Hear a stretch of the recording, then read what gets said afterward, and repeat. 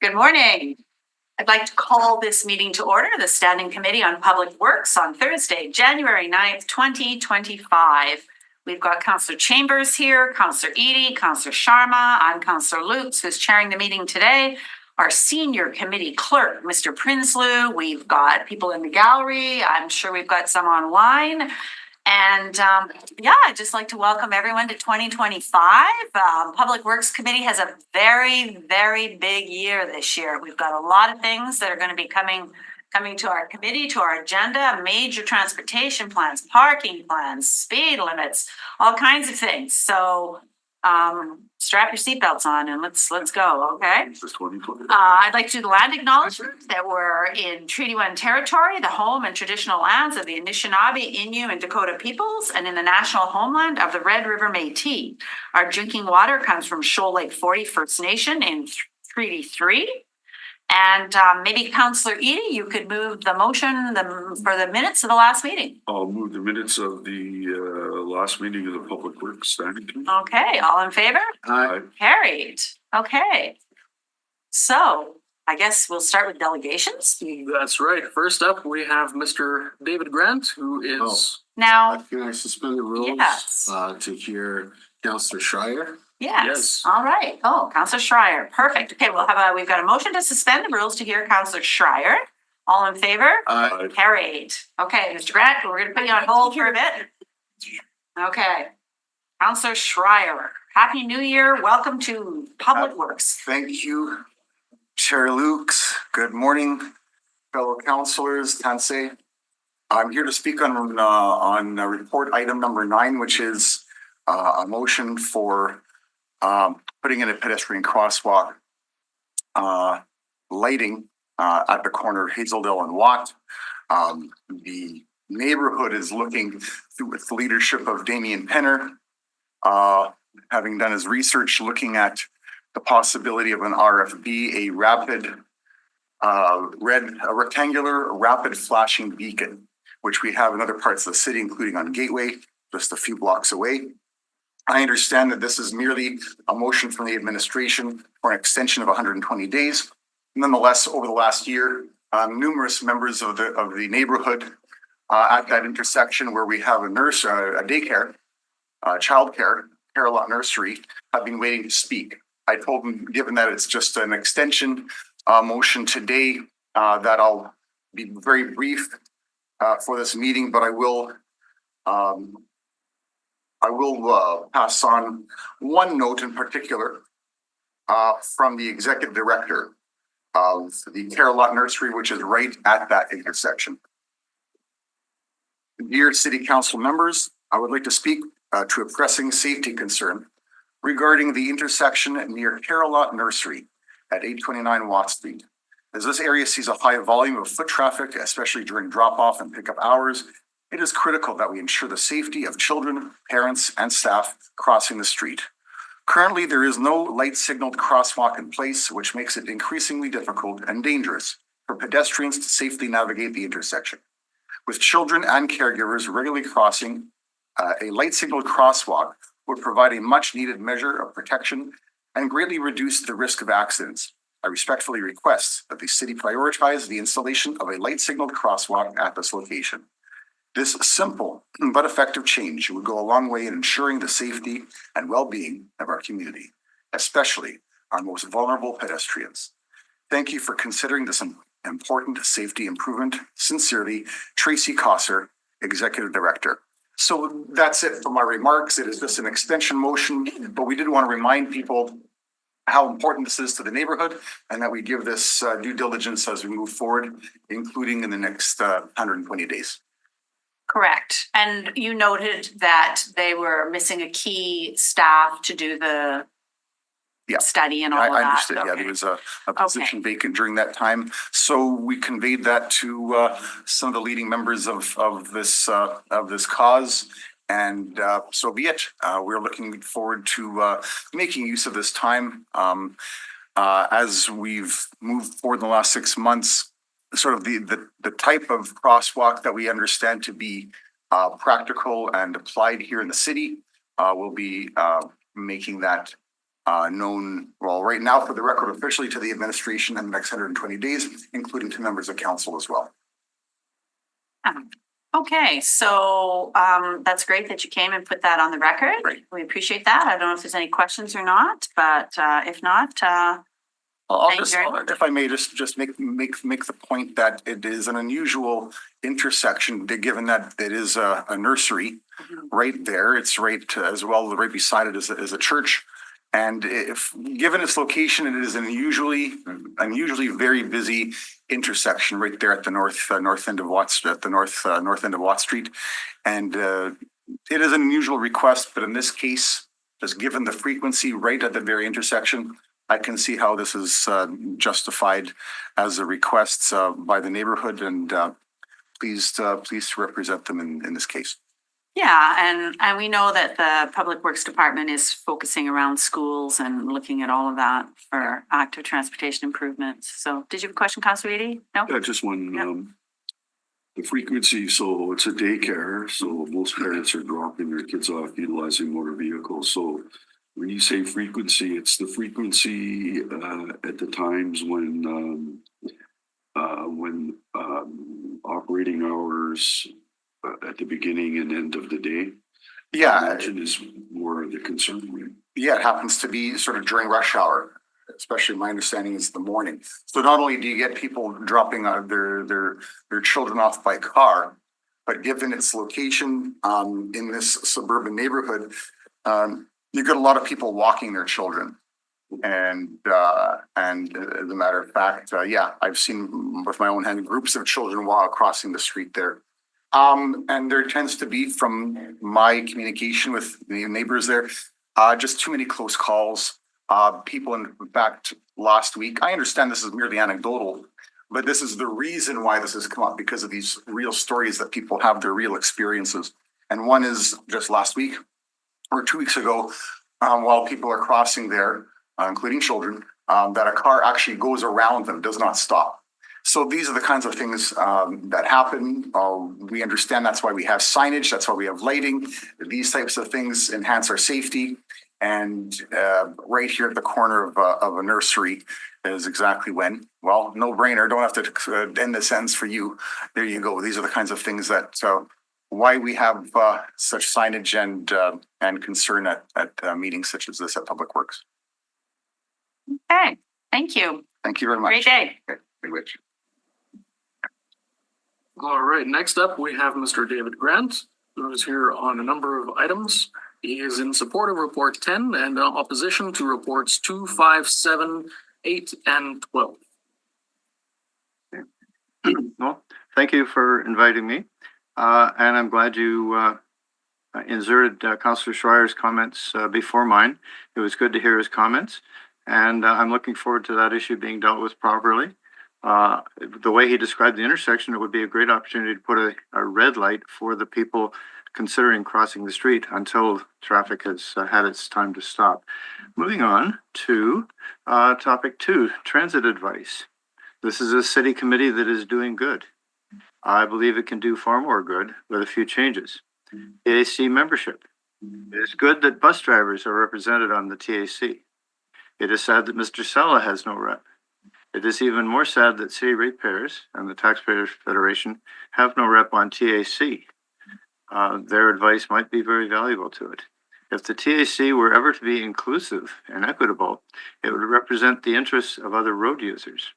Many route decisions, and many other policies and rules put road users at great disadvantage. For example, a bus stop after a busy intersection reduces congestion. A road user rep can advocate changes like this. Buses destroy roads. Putting a bus route down someone's street means that it will fall apart sooner. I've been riding the bus, I think I've pointed that out here, for 70 years.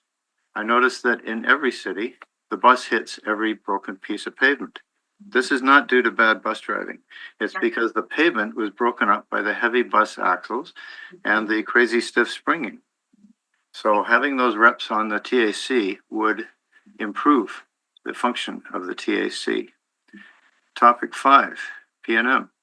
You hired experts so that you could make changes to your citizen feedback and delegation processes. Those experts said to invite the public to speak just before you deliberate on a topic. Okay, wait, number 5 is Portage and Main. Is that what you're talking about? That's correct. That's correct. And Okay.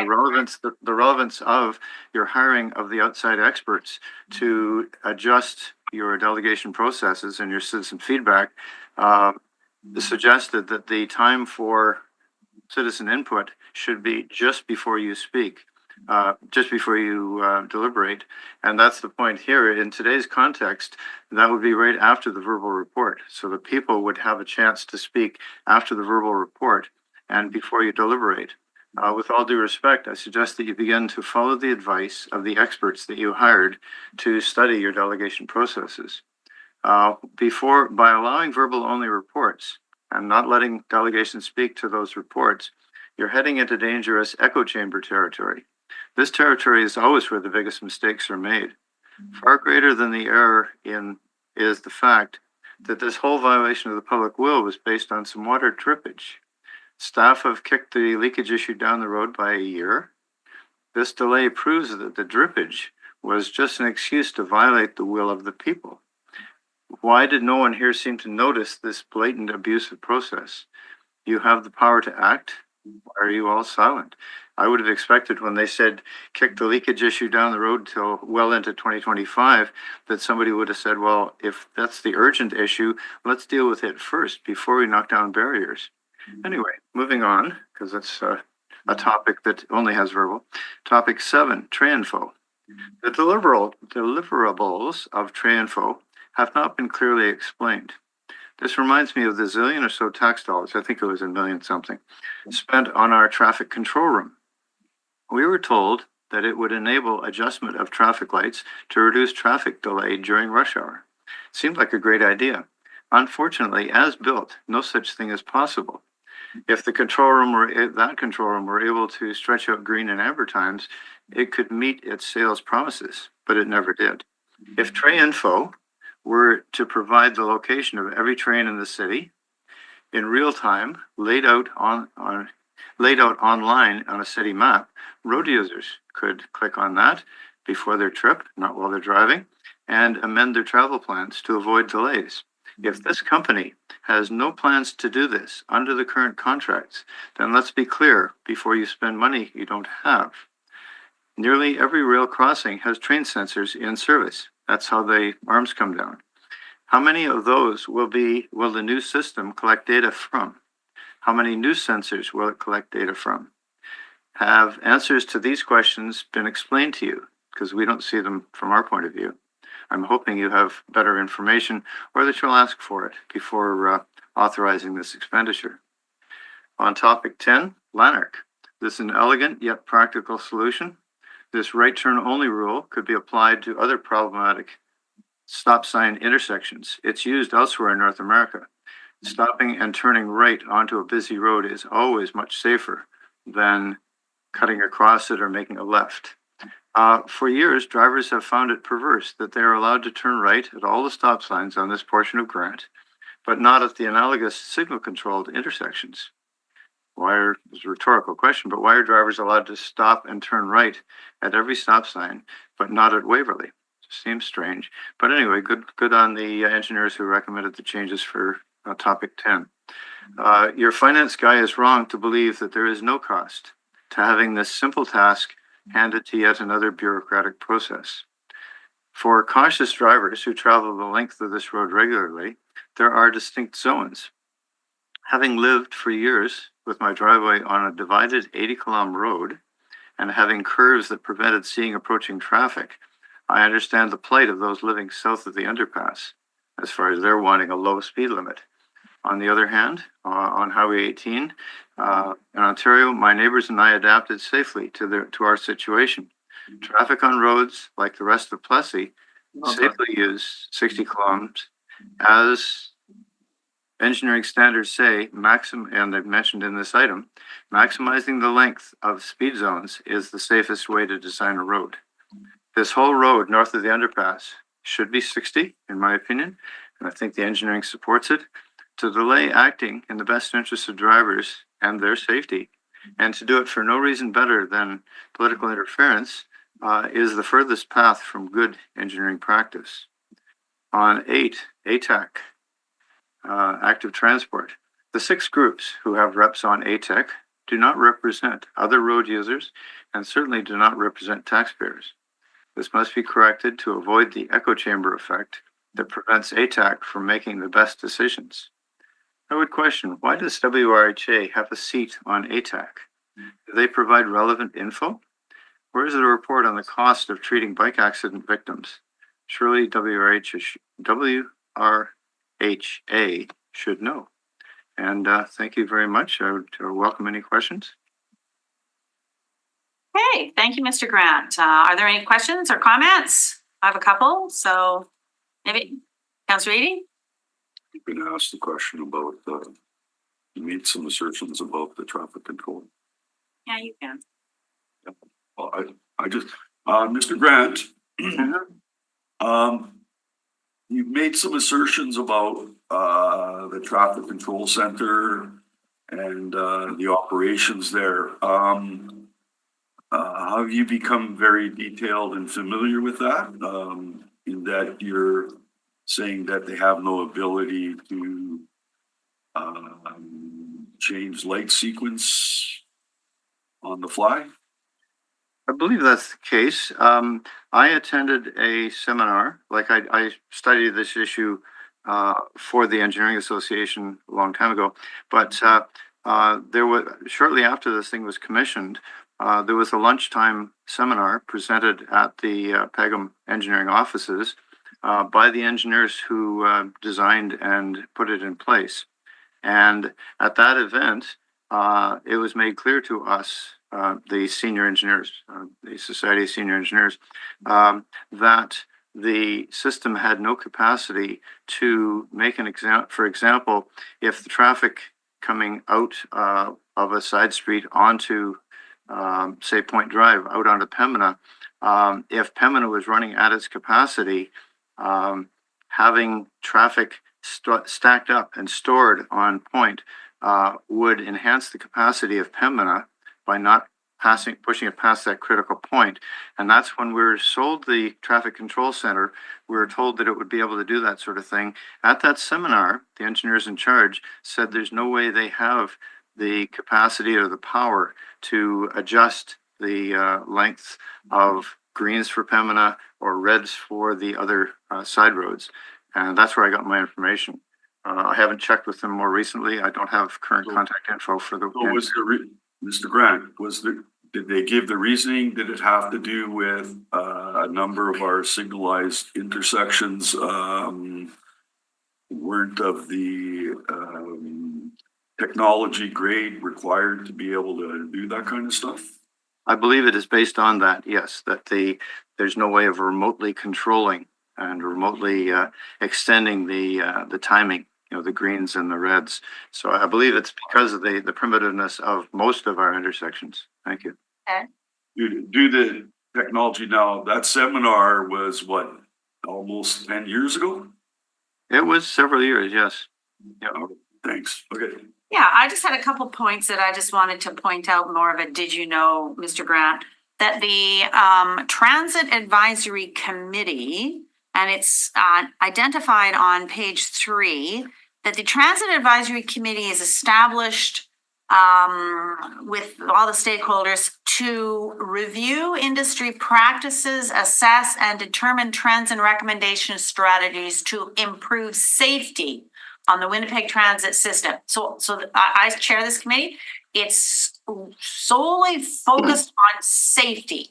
So I would say if Tax Federation wants to get involved or anyone wants to get involved on transit, come to the committee meeting and make a presentation. I just wanted to clarify what the Transit Advisory Committee was about. And train info, good questions. I've got more questions for them on train info. So that's good. And that was more of just a did you know that I wanted to make a comment on.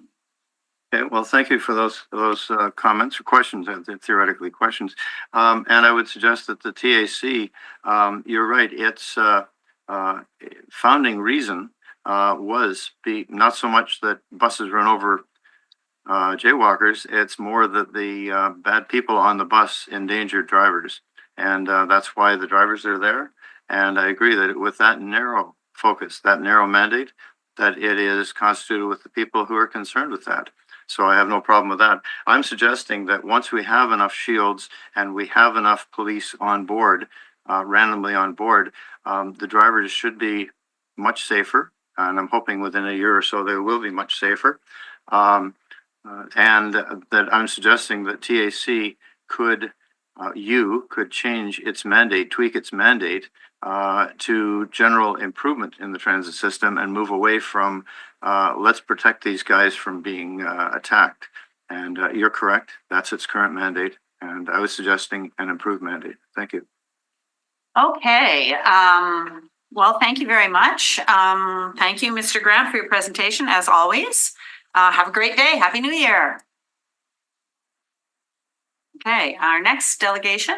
Next up, we have Mr. John Scott Winthrop, who is here in person to speak with respect to report number 11.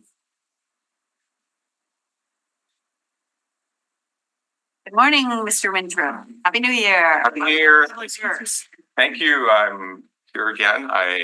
There's some history on this file going back more than a few years. I think I've been working on it for 9 years now. I've been at the Standing Policy Committee back in July for a non-conforming approach, different membership configuration, but I'm thankful that 2 members of the LSWK are here today because I've been in front of that committee several times. They're quite familiar with the project and the property. In fact, I believe we just had an extension of time a couple of days ago. I believe it was my second extension of time. I've done plan approvals at the LSWK committee as well. We have a development agreement amendment kind of parallel with this process ongoing too. But this one had to do with a non-conforming approach. When we were here in July, the public service was not supportive of our approach onto Inkster. They had some concerns. I have to thank Councillor Sharma, as well as some role by Councillor Santos, whose ward is directly across the street, pulling together all the public works people and engineers at the city. I think we had some very productive meetings last fall, and I think we've come up with a solution here that addresses all our concerns. The public service is now supporting the approach on Inkster, which we are grateful and appreciative of them meeting with us and going through that process and having our private sector engineer from WSP. They have 2 conditions of it, conditions A and B. We're only looking for one of the conditions to be mirroring the other condition. Essentially, the conditions are that if we get a cross asset agreement with a property to the west, that we would remove our approach, and we have no issue with that. We don't know when that western parcel is going to develop. That's under a different holding. At one time, this was all a partnership, but they've been divorced and are going their separate directions. That's going to be a different development application that has to go through the rezoning process and everything else. We're already rezoned. We did that 9 years ago. We're looking to get shovels in the ground this spring, actually. That's my goal here. So we're okay that if we get a cross-access agreement, that the approach would be removed. No problem with that. The second condition is essentially that, if we don't get a gas station, the approach should be installed. We'd like it to be worded in such a manner that if we don't get a development permit for a gas station, we would remove the approach, mirroring the other condition. Okay, so you're saying if you don't get a development permit for the gas station, Then we'll remove the approach. so you want us to write that in there? Yeah, right now their wording is such that if we need to get a development permit and then we'll get our approach. Well, we'd like to go in and do all the road work. We have to relocate some hydro powers and lines along Inkster anyways. So we have to go through an approach application with hydro and start moving things around. While we're doing all that road work and that work, we like to put the approach in and then come in later on to get the development permit for the gas station, which will be on the corner. Again, if we don't get that development permit for the gas station, we will remove the approach. We are comfortable with that process. It's just a matter of timing. We like to have the approach first while we're doing all the road work and then get the development permit for the gas station. The gas station is going to be later on in time. We like to do the lot grading plan, do all the prep work, relocate the hydro towers in the public right of way, the lines that we have to bury, put in the sidewalk that we're doing work. We have to redo the boulevard, and we want to do all that work in Inkster Boulevard at the same time.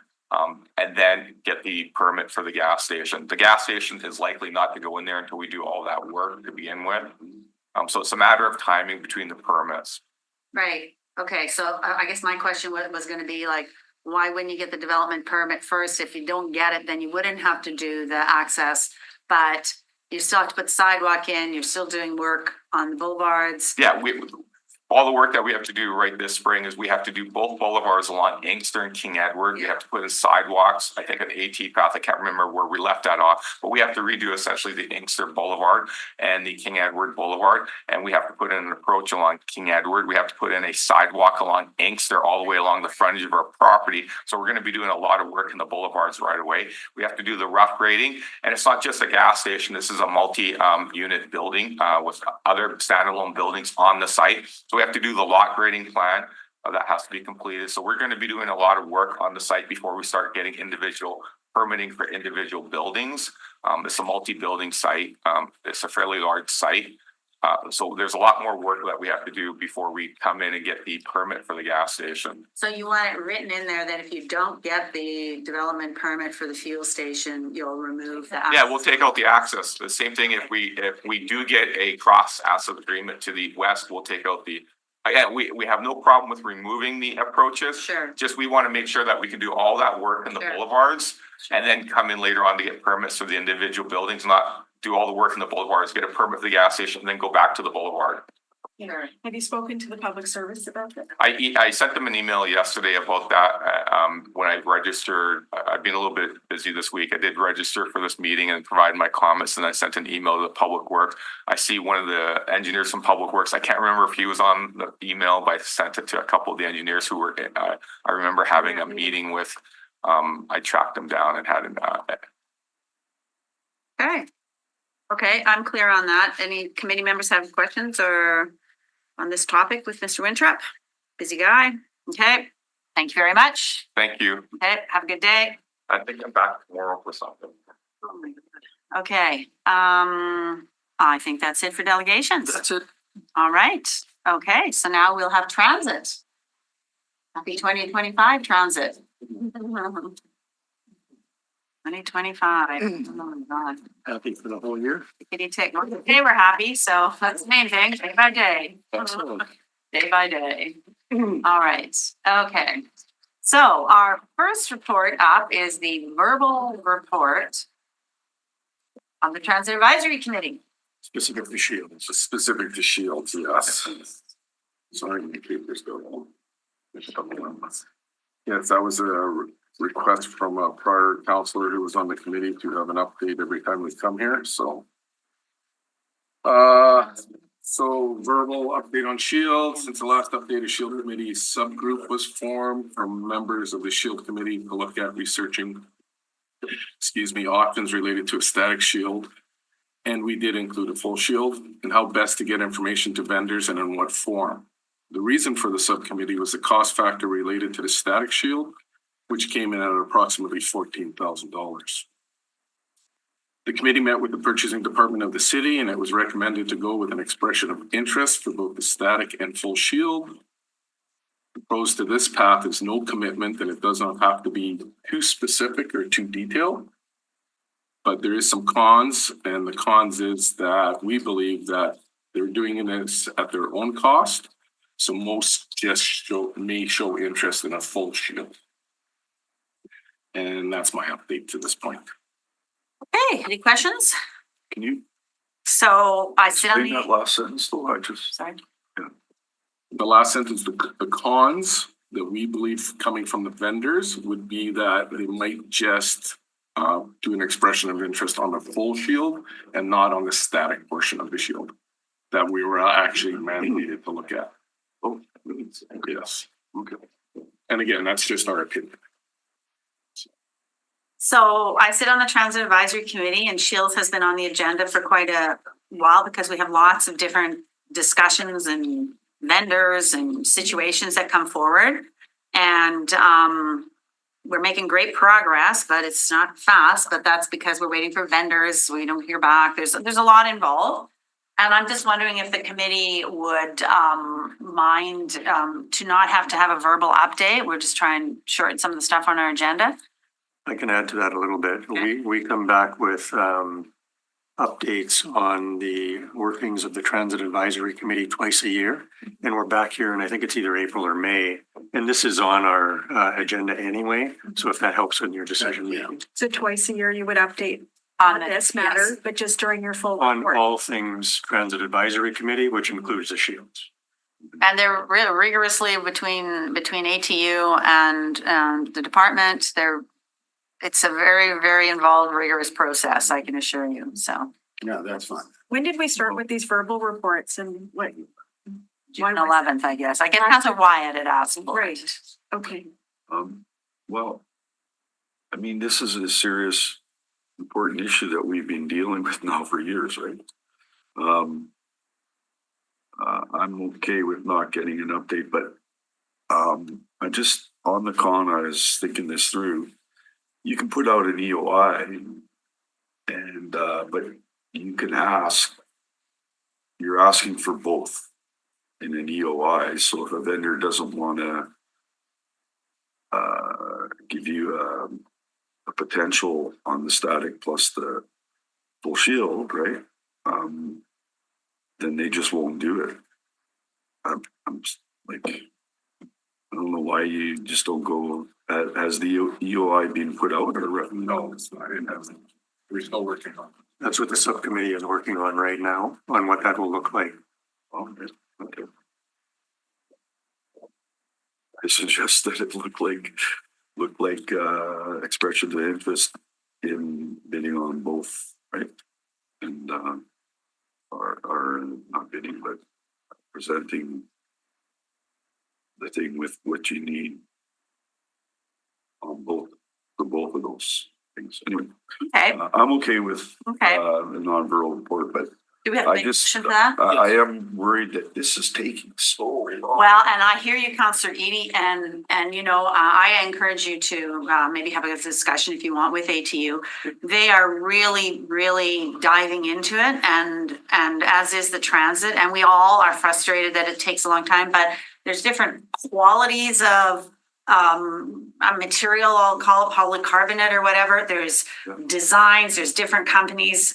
There's been a lot of complexity on this, and it kind of drives me crazy that it's been on the agenda for a while too, but it's not like people aren't working really, really hard on it, so. It sounds like there's not one bit.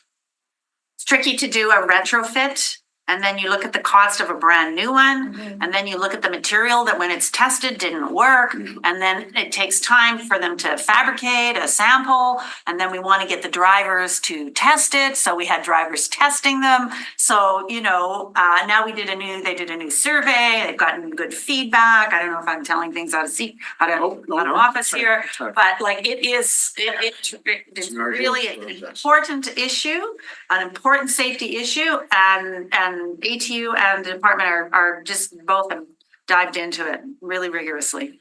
Okay, well, if we're done, I'll move that this be the last verbal report Sure. on the issue, and we'll look forward to the next semi-annual report. Yeah. Hopefully things will progress Yes. extensively. Okay. Fine with that. Okay, all in favor? All right. Carried. I'll move that for you. Oh, okay, I thought he did. Sorry. Okay. Oh, sorry. You No, It's okay. thought you were moving it. Yeah. no. Okay. Okay. All right. Okay, the next report. Is on the Transit Advisory Committee membership, and as per the terms of reference, expiring terms will be renewed by SPC. The report recommends the following members be appointed to a 2-year term ending December 31st, 2026. Councillor Janice Lukes as chair. Superintendent Dave Bilal, Winnipeg Police Service. Nelson Maurer, Winnipeg Association of Public Service Officers. Myself, Richard Young, Manager of Operations. And Teresa Platt, Manager of Client Services Transit. It is also recommended that Ron Yunson replace Jennifer Flett as the bus operator representative on the committee for the balance of the 2-year term expiring December 31st, 2025. And that concludes my update. Questions, Councillor Edie? Correct me if I'm wrong, this is the first time I served on this committee, but is there not like a consumer user perspective on that committee as well? Through the chair, depending on what you mean by consumer user, we do have other agencies on the committee, but their terms, we have 1-year terms and 2-year terms. So we offset so we can balance the committee better. So yes, there is outside agencies on the committee. Yeah, so like persons with disability. Yes. Good. Yes. All right. Okay, Councillor Chambers? Yeah, just looking at the composition of this committee, wouldn't it be useful to have somebody from Bob Christmas's team part of this? Bob is part of this committee now. It's just his term is not expiring, so this is just updating. Sorry, people. You have a staggered term. We have staggered terms, correct? Okay. Oh, no, it's great. Is that reflected anywhere? Yes, we did an admin report last year to add him to the committee and you all approved it. Yes. Okay. Yeah, All right, perfect, good, all right. no, It's a good addition. it's great. Yeah, good. Yeah, and good work is occurring on the committee and, you know. When do you meet again? Next meeting is in February. So When's is the it next one? February? as needed quarterly? No, I think we try and meet quarterly, and if there's big issues, we'll meet when there's big issues, right? But it's mostly quarterly. And we meet usually at City Hall and everyone comes and we have about an hour and a half, 2-hour meeting. And no, it's actually, it's really good, right? So it's like anything. You get people in the same room together talking and it's very positive. So, and, you know, with Mr. Christmas and his team, it's brought good perspective. Sometimes we have guest speakers that come. We've had people come and speak on homelessness and what's happening and bus shelters and, you know, just trying to make our transit system safer. So, over the past weekend, I was in Ottawa on a conference for CAPG, and one of the news Tell stories. people what CAPG is. CAPG is the Canadian Association of Police Governance. But one of the news stories on the local TV was the amount of fare jumping that is taking place. So it seems to be more of a national trend. Is that information that you've received? Absolutely a national trend, yes. It's a challenge for all transit systems, whether it be bus or rail. It's a challenge for sure. And have you looked into what other jurisdictions are doing around that issue? Yes, we, from time to time through CUDA, we look at that and what they're doing. We employ some of their strategies. Some strategies where they have dedicated actual police service to transit systems. So a little bit different model than what we have here. But we do look at those and we try to implement what we can here. Some of the strategies also include an education program. Which is what we're doing as well. In fact, we've partnered with the community safety team and we're out doing education at the bus stops as well as enforcement. But we're doing public education as well to support the operators that are out there and our passengers on the bus. Okay, thank you. And it was noted in our budget, that that's one of the items, you know, that we're looking at dealing with. And I've done some stories on it and our media on it. And what I think, correct me if I'm wrong, what I'm understanding is what we're finding is when the community safety officers have a presence, there is more of compliance that's seen and sometimes there's repeat offenders that, you know, are spoken to on various identified routes. So, you know, we're hiring more safety officers. So word's getting out there. I mean, we're not going to, you know, beat up someone because they're not paying for the fare. That's a high point of conflict to begin with. So, but it's good that the community safety officers, that there's more coming on board and that we're, you know, putting a big focus on this. And we have a report coming forward in April or May, maybe it's May, on a fare collection strategy with improvements for PAYGO and such. So we're working with a consultant right now and you'll see that report coming forward. Right, because if you recall last budget, I think it was the last budget, we put $6 million into get a consult analyzing how better to pay on transit, you know, maybe with your phone, card, whatever. And they're also going through, I believe you're analyzing the different types of programs or Exactly, the yep. fares. So this is one of our big agenda items coming up. So it's gonna be very exciting. Important one here. Yeah, very important. So. Good. Okay. All right. Okay, that's exciting. So can we have a motion to receive, what are you doing, receiving this information? All right. No, we're concurring in it. Oh, we're concurring in it. Okay, we're concurring in it. All right. All in favor? Aye. Carried. Okay. Here we favorite go. topic. Need an extension? Go ahead. This is a motion that we report back on the implications of the reduction in project scope for the North Garage replacement related to the Winnipeg Transit Master Plan. So we're requesting an extension of 150 days to report back. That would be in June. Basically, we on the service planning side need more information from the design and construction side about what the change in scope would be to be able to analyze the effects on the service under the WTN. And that's not quite done yet, so that's why they need the additional time to do that. So it's the additional time. 150 days. 50 days, back in June. Okay, so tell us how that's going to impact our federal funding, or how does that, you know, we've got ISIP funding for the garage, right? So we call the feds and say, we're working on this, or what do we? We'll provide notice to them on what the program is for the North Garage, and we'll go from there. We don't know. Okay, but like what they give us, don't they usually give us a timeline? We're gonna give you federal money if it's built in X number of years? That's correct. Okay, Yes, I think the deadline is 2027, I believe, on the North Garage. I'm not very about Yeah, I that. think it's 2027. But we have Understanding who's in government. well, there's all that drama, right? So, a project description in the agreement that we have. right, So if we're right. deviating from the project description, we have to Right. provide notice to the province. on Right, that. okay, so at this point, we're not deviating, we're just looking at maybe deviating. So, or, like, we're just, everything's fine with ISIP?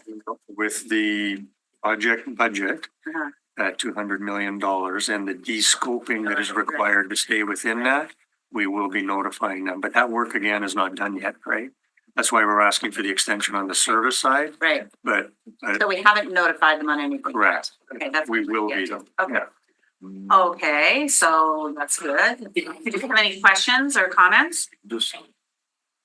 So when you're presenting this to the feds, we're not gonna be asking you for additional funds because now that we have better estimates, it's costing a lot more. What we're doing is changing the scope because we don't think the feds will give us more money. Is that right? Well, we've been, That's what it comes down to. we've been directed to stay within the project budget of $200 million Right, a you were year. on the committee at that time, Councilor Edie. Yeah, I listened to the whole. right, no, I know you should So, listen. so with that direction, Also listen. we are de-scoping the physicality of the garage to fit within that budget. And that work is ongoing right now, Council. So I received some email complaining about we're not purchasing the number of electric buses that we were projecting and buying more diesel. Does that have anything to do with the North Garage? Well, there will be an impact on the electric bus program, the de-scoping on the garage. I can't provide details at this point. Yeah, not as a scope. Okay. Yeah. Right. Okay, I'll move the request for the extension of the 100. sure. And I want to thank the department for sending me that information on square footage and costs and all of that. I appreciate that. And just so that everyone knows, we're still looking for funding. Maybe we'll find funding from somewhere.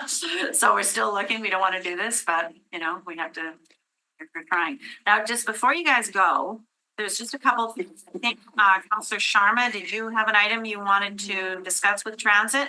Maybe we need to have a motion for a new item. I do, thank you. Okay. So I'll move a motion to hear new business. Motion to hear new business, all in favor?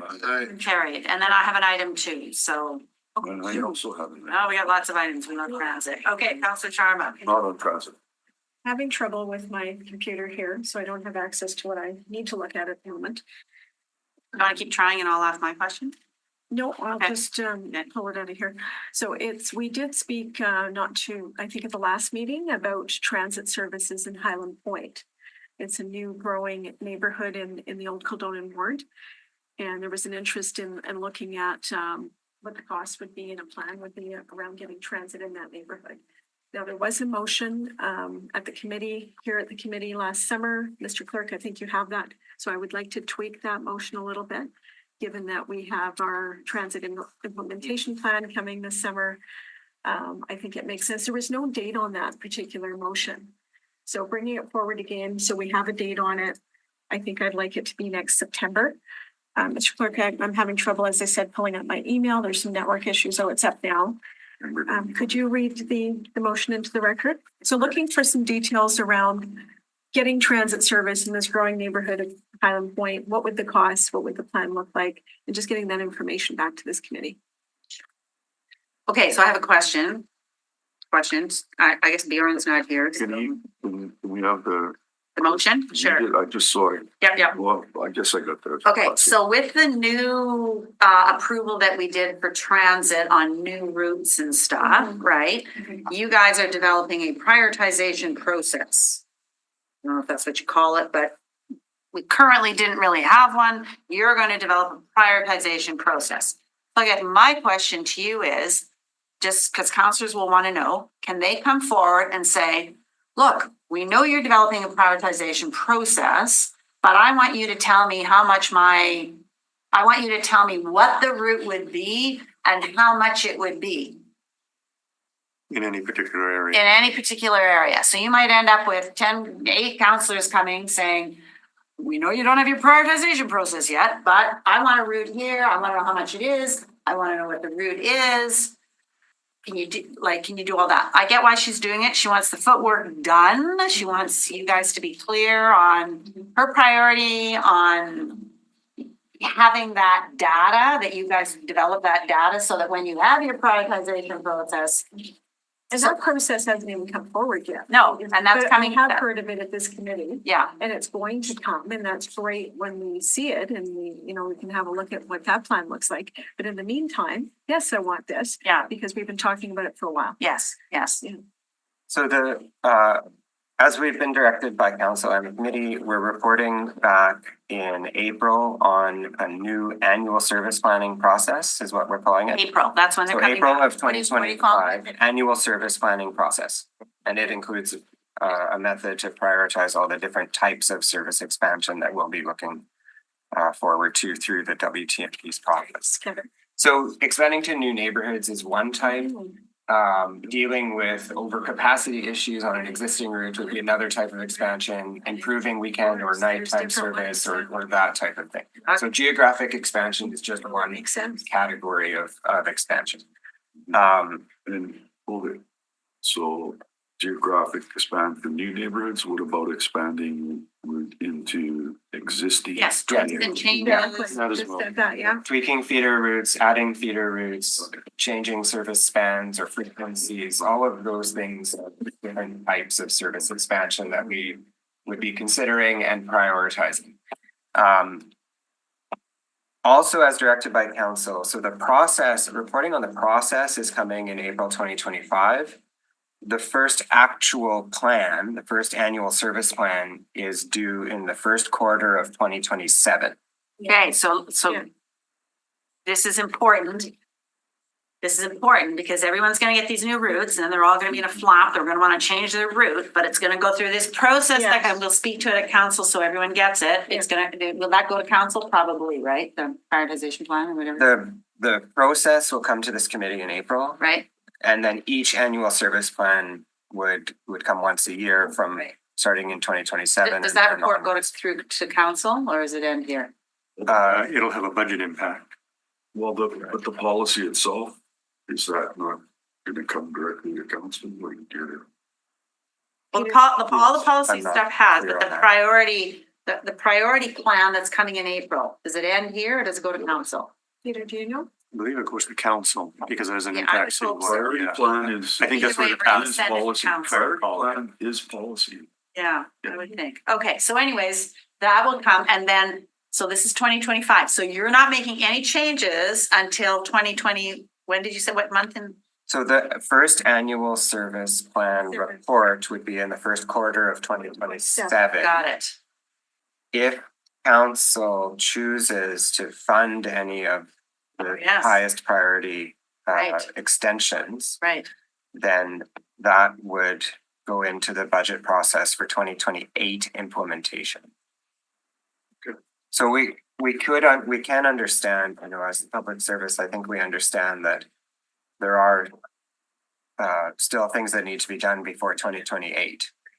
And so operating under the previous system, which is more ad hoc, is probably the only option for some sorts of extensions that might, if council wants to consider some kind of extension before 2028, we wouldn't be able to fit it in with the new So then we're still regular under the occurring old process. system is what you're saying. Effectively, yes. But what we did say as well, we did not want to look at any new service implementation plan while we were, correct, while we were working on the launch of the primary transit network, right? So until we launch at the end of June, we Nothing. don't want to entertain Got it. any new ones. Okay, So- what's your date you want? Yeah, September.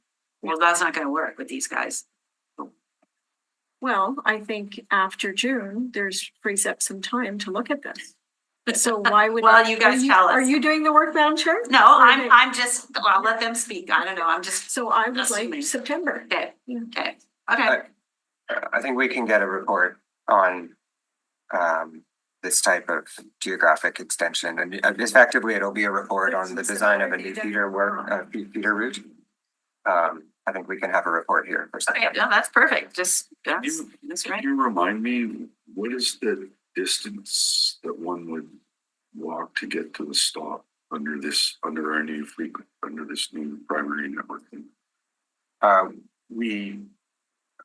I don't have, off the top of my head, I don't have some kind of maximum distance. I think there's parts of the city, at the edges of the semi-rural areas, the new developing neighborhoods where there's still quite a long ways to walk.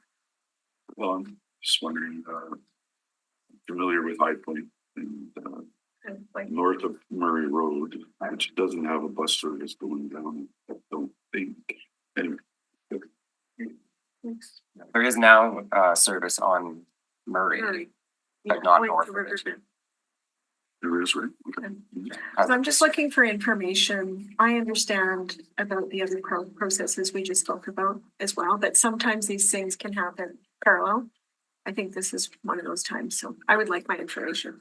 So I've moved the motion as presented. Did you read it, Mr. Clerk? No. Okay. The entire motion is, whereas at its meeting on July 3rd, 2024, the Standing Policy Committee on Public Works directed the Winnipeg Public Service to report back with a plan to extend transit service to Highland Point as part of the primary transit network service implementation plan. And whereas the primary transit network service implementation plan had been approved by City Council on June 27th, 2024, therefore be it resolved that the Winnipeg Public Service be directed to report back to the Standing Policy Committee on Public Works by September 2025 on a plan to extend transit service to Highland Point. So just information. Okay, so moved. Okay, all in favor? Carried. Okay, Thank you. And on the North Garage, we already? you did? had, Yeah. hey, you didn't have another question on something? Okay, so then I'll just bring up my question. Now, Mr. Sturgeon, you're going to be sending out dates for counselors. When are you sending those dates out?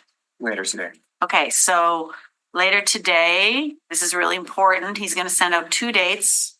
What are those dates?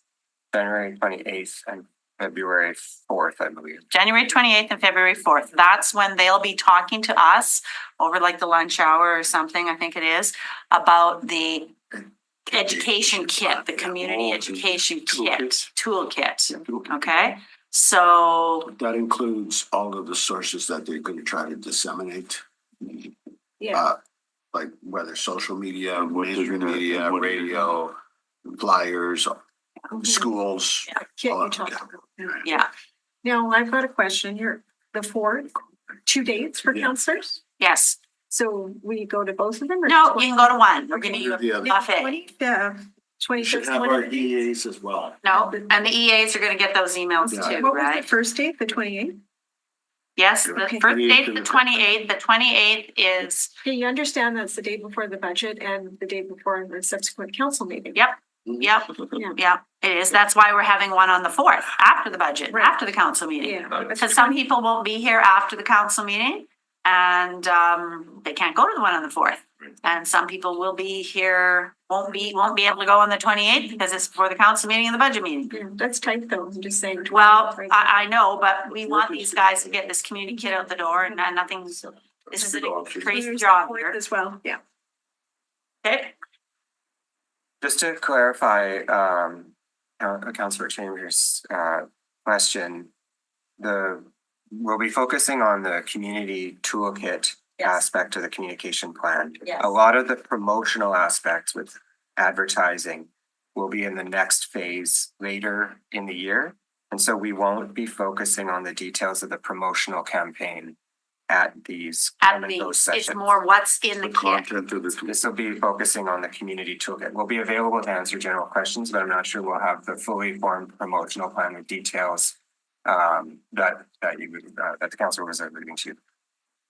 Okay. Yeah. Okay, so here's one last question on this. So you guys have a list of people that you will be notifying. That's great.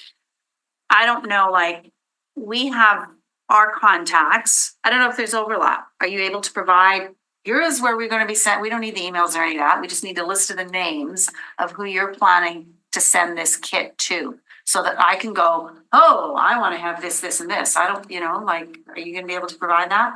Come with that list? I'm not sure. The email distribution lists are governed by Sure. the, Right, we don't need the emails. Regulations We just, on yeah, I know. privacy. Can you check on that, please? I don't think it's a bad thing if they receive it twice though either, Could not, maybe not. so. right? I know, but we don't wanna miss anyone, Anyways. it may be more effective if people receive it Yeah, twice sure. and if one of the times is from Sure. an elected official, I Right. think our No, emails are more I'm easy not to worried see. about that. I'm just worried about someone not being on the list, period, but we'll Don't know which. do a lot of noise about it too, I guess. Well, if any areas or entities are identified, we'll catch up on those. Yeah. One of Gonna send it the, to all the women's centers. I can't off the top of my head confirm what who all is on our distribution list, but we do need permission to add an email address. We can't Yeah, seek out email addresses on our own yeah. and add them because of the rules around Privacy. privacy. Okay, well, this is exciting. So you get those dates out really like today if you can, and that would be great. Okay, any other questions for transit or can we let them go? Okay, all right. Thank you very much. Thank you. Thank you. Okay, If I could take, Thank you. all right. I'm wondering if I could take an 8-minute break. You want a break now?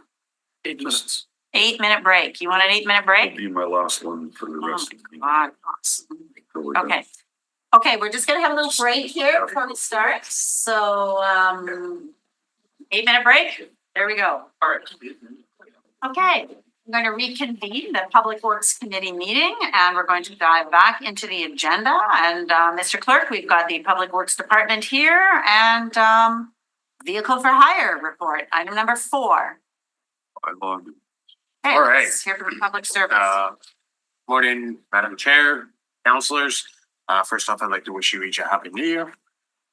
Vehicle for hire industry in Winnipeg has seen significant growth coming out of the global pandemic, with trips increasing from 6.68 million in 2022 to almost 8.9 in 2023 to over 9.2 million by the end of November, with our expectation to pass over 10 million trips this year once we count our December numbers. To the end of November, this is a 12.4% month over month increase and the industry is likely to see approximately 15% growth year over year in 2024.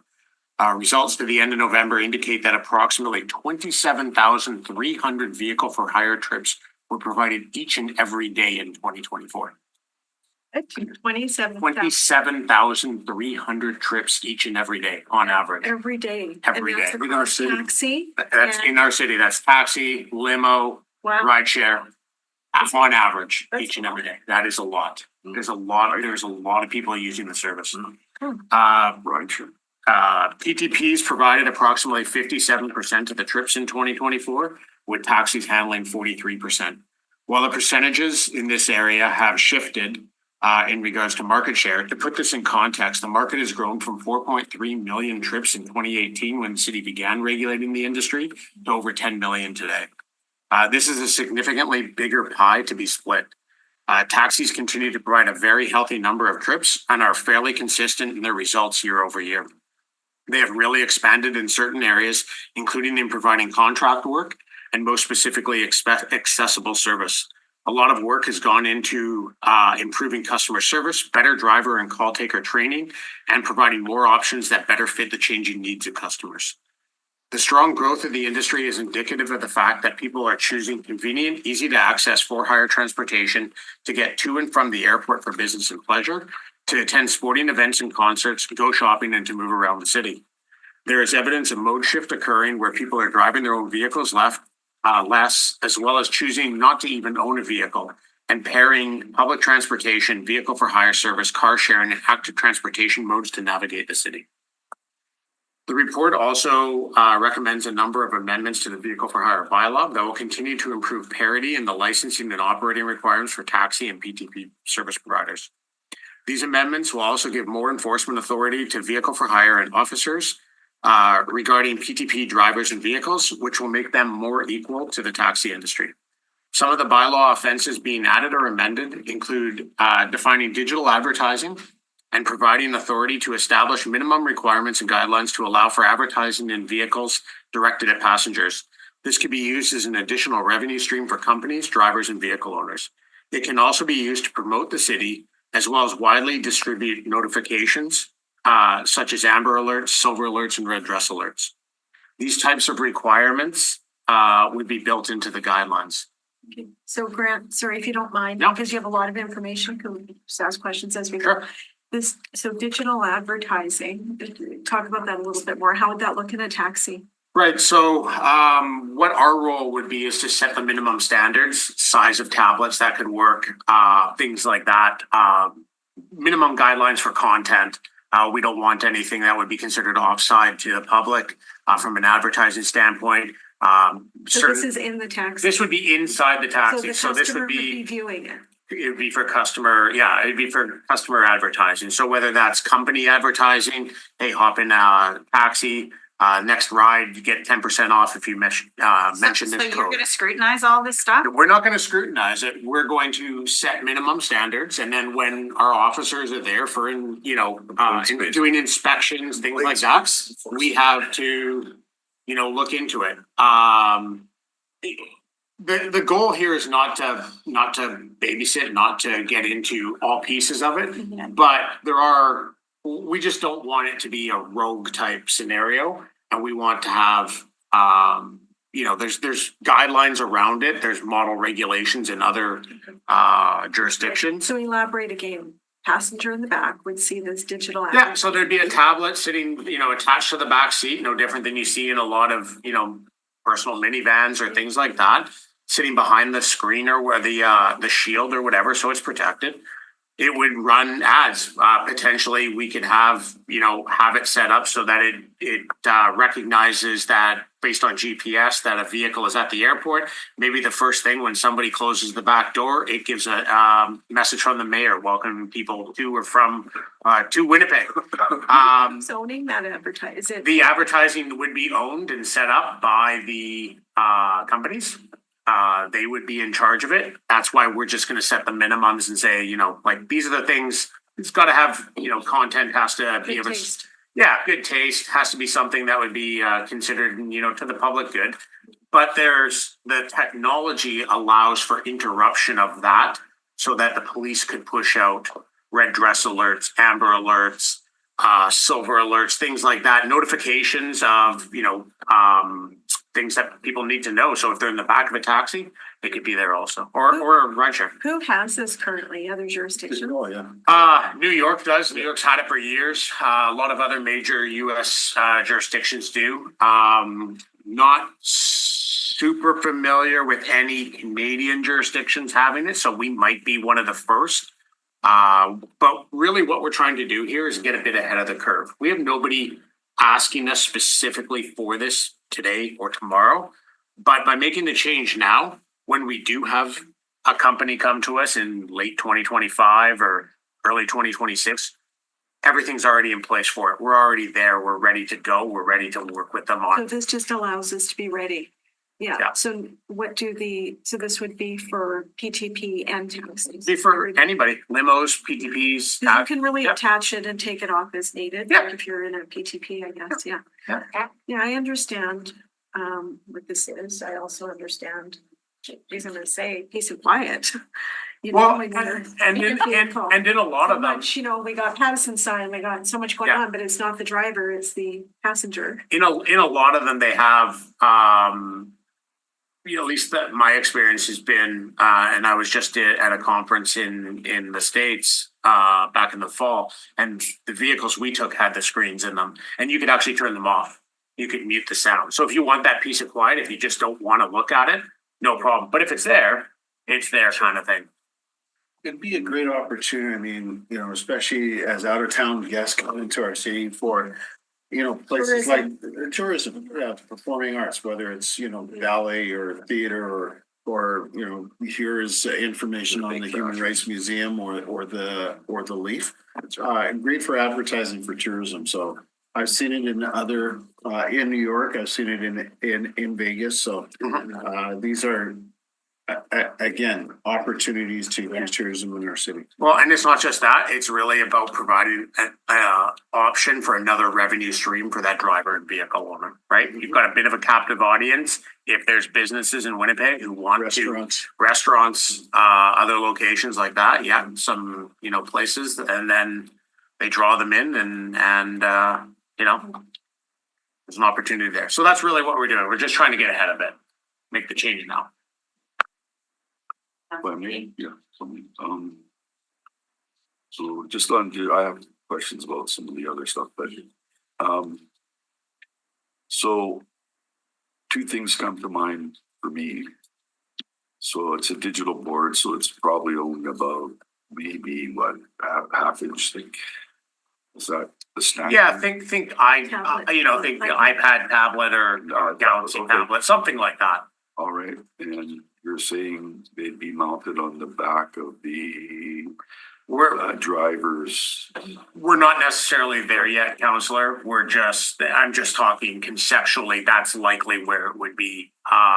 We want to make sure that they're safe for the passenger, that they're also not able to injure themselves or anything like that, but also so that they're not constantly being broken, by unruly passengers, as the case may be. I like the idea, but yeah, like what do you call it? PCPs? PTPs. Personal Transportation Providers. PTP. Yeah. That's personal. Okay. It's personal vehicle for hire. Yeah, well, that's what it is. Yeah. I don't know why we didn't use P. Anyway, whatever. It doesn't matter. So PTP. Okay. Hold it. No. Hey. I'm saying great. Let's hear the question. Wait a minute. So in New York and Vegas, these digital advertising, are they using volume as well? How descriptive are they? Yep, there's full volume on them. Like I said, there's the ability for the passenger to mute it, or the driver can assist by muting it if the passenger. The driver's going to have to. I'll tell you what. If I'm in my taxi on my way here to City Hall, I'm listening to my phone because I'm catching up on what's going on starting my day. Yeah. Right? I don't want to hear that crap. Right? Yeah. Like I just don't. I want to hear I got work to do. I'm working. So I guess it'll be assistance to turn it off. Okay. But on the other hand, when I'm out for the pleasure event, I ask them to crank the music. Yeah. Whatever. Anyway, maybe they won't want to now. They want the digital advertising to dominate that, but, so there's that. Okay, so, okay. Anyway, I'm okay with it, and you're saying it'll be complaints-based, enforcement of the guidelines that you're setting out. In terms of- Complaints and when our officers do inspections of vehicles, if they might check it to make sure it's, the content. But our feeling is that the individual drivers aren't necessarily gonna have control over that content. It's gonna be company pushed out. So if one of the major taxi companies has 250 cabs with tablets in them, it's gonna be a consistent package being pushed out to all those taxis kind of thing. That's kind of the way we're gonna set the minimum standards. Okay, just on, you were talking about numbers. Yep. So, that's a huge increase this year.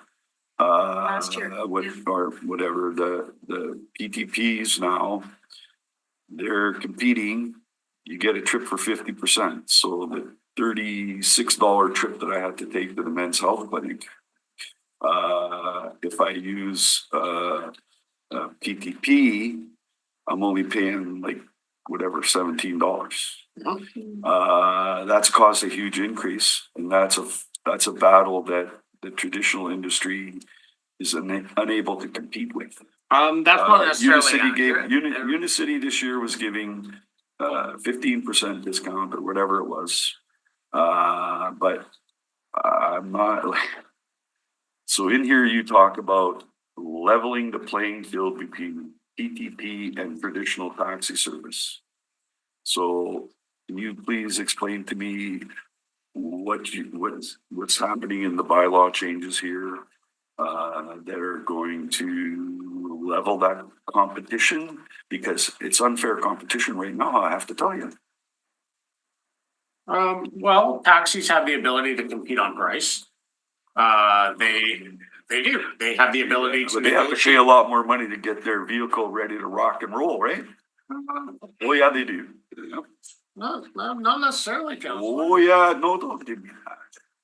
I mean, there's I've been in this industry, working with them for years and years and years, okay? I mean, I can't control things outside of the city, so things like insurance and that, they're working with MPI on those type of things that cost more. From our standpoint, there are a lot of things that have been done to bring those costs down. And so what in this are we doing here that's gonna level the playing field? Because you make that comment in the report. yeah, and it's not necessarily all in this report. We've been moving in the last 3 years. A number of changes have been made. We made a significant number of changes last year where we added a licensing regime on part of the PTP side, and we're looking at more of that. We are bringing in, and we've reduced the training on new driver training from 44 hours down to about half. And that was work done. And it was, in comments I was going to have, that a working group was created this year to make that happen. That included the taxi industry and Who's on the working? our staff.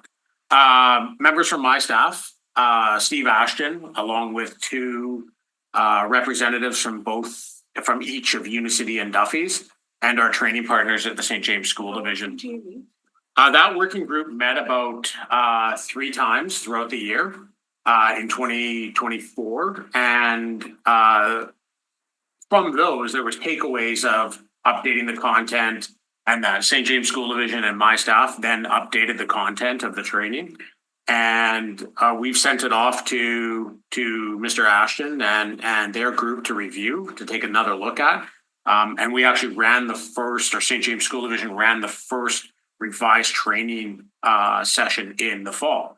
So we've gone from having taxi only specific driver training at 44 hours to now 21 hours and being rolled out in 2025 to all new drivers in the industry.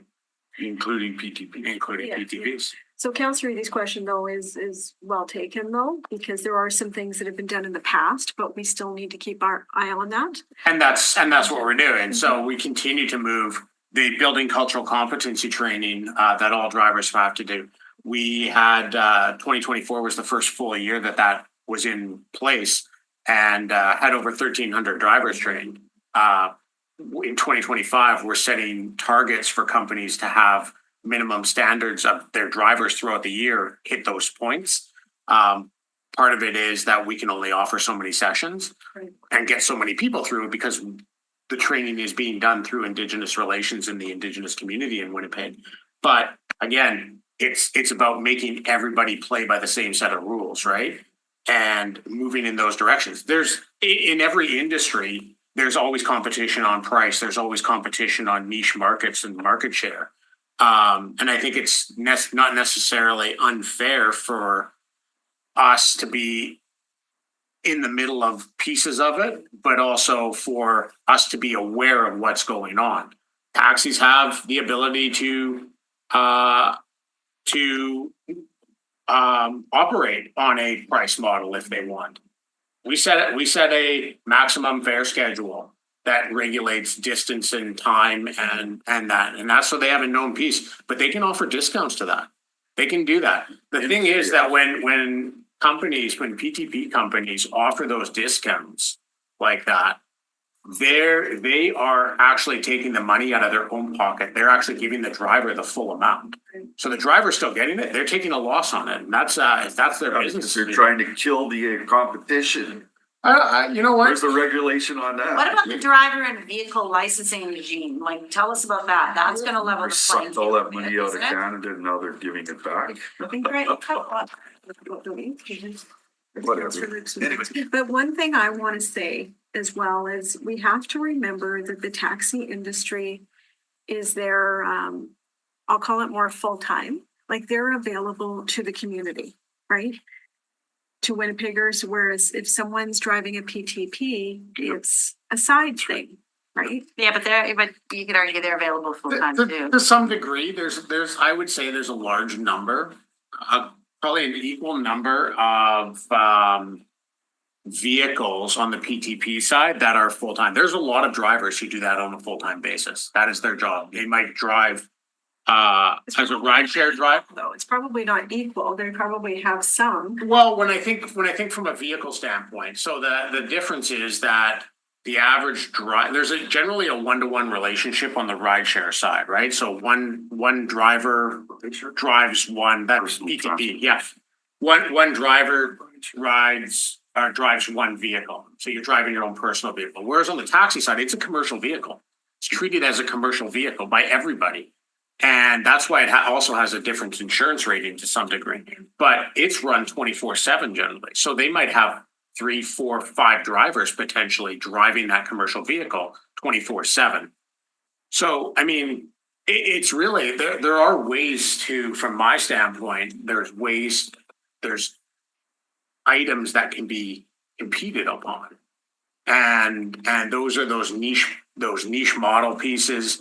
The advertising piece, I think from a standpoint of companies promoting and advertising themselves and the benefits they bring to passengers, I think those are the things. Not everybody wants to compete on, or not everybody wants the lowest cost model kind of thing. They want service, they want access, and they want to be able to book how they want to be able to book, how they choose, and they want it to be dependable. And when they can hit on those marks, they're doing that. I can tell you for a fact that Winnipeg has one of the most thriving taxi parts of the industry anywhere in Canada. Our numbers significantly pass Calgary's numbers in taxi.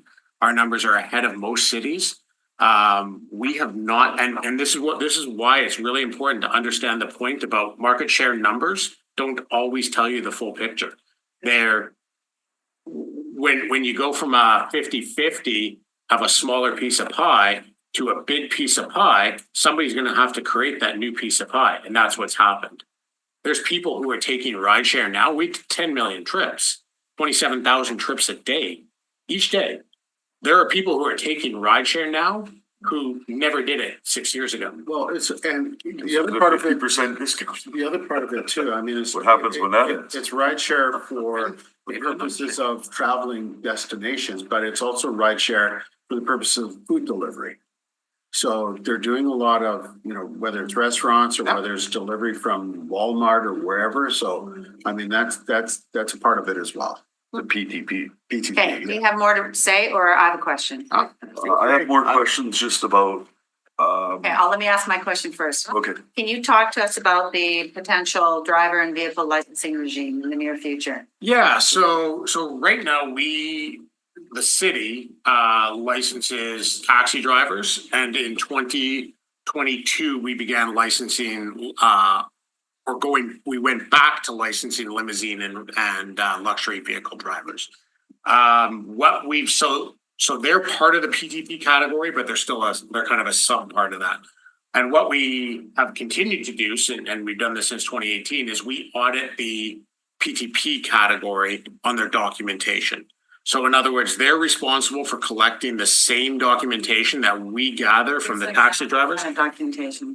Criminal record check, child abuse registry, Manitoba driver's abstract, ability to work in Canada. So these background. companies, so like Lyft and Uber are responsible to collect that Yep. from their From the operators. driver, and then when they vet it Right, in accordance with our rules, the bylaw, right. and they give the thumbs up to the driver, and then they turn their app on.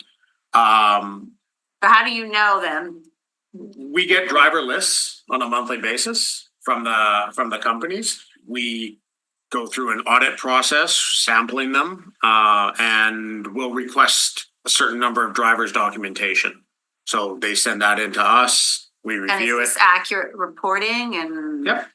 So what are you proposing then? So what we are talking about, now here's the thing, while we talk about the big PTPs that are out there that are app-based, we have a number of small PTPs.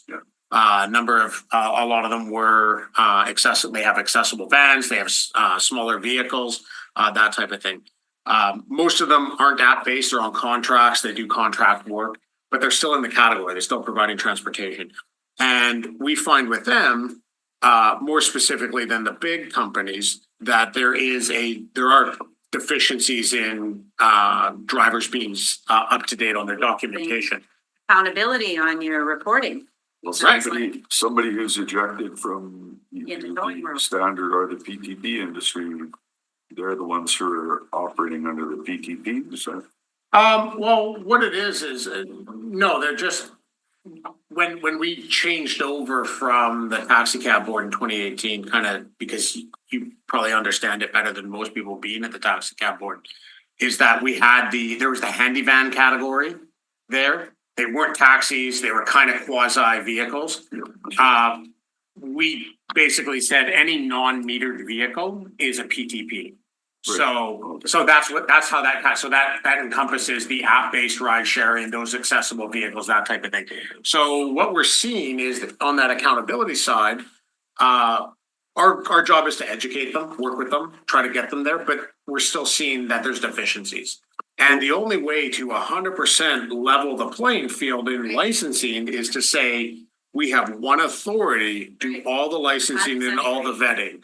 And so we're not there yet. I just want to make that very clear. We need significant IT resources to get there. And this is a project that we've floated and talked about, but even our system alone can't handle what we're proposing. How many are there about? We'd be talking about taking on probably another 3,000 licenses in a year There's that many?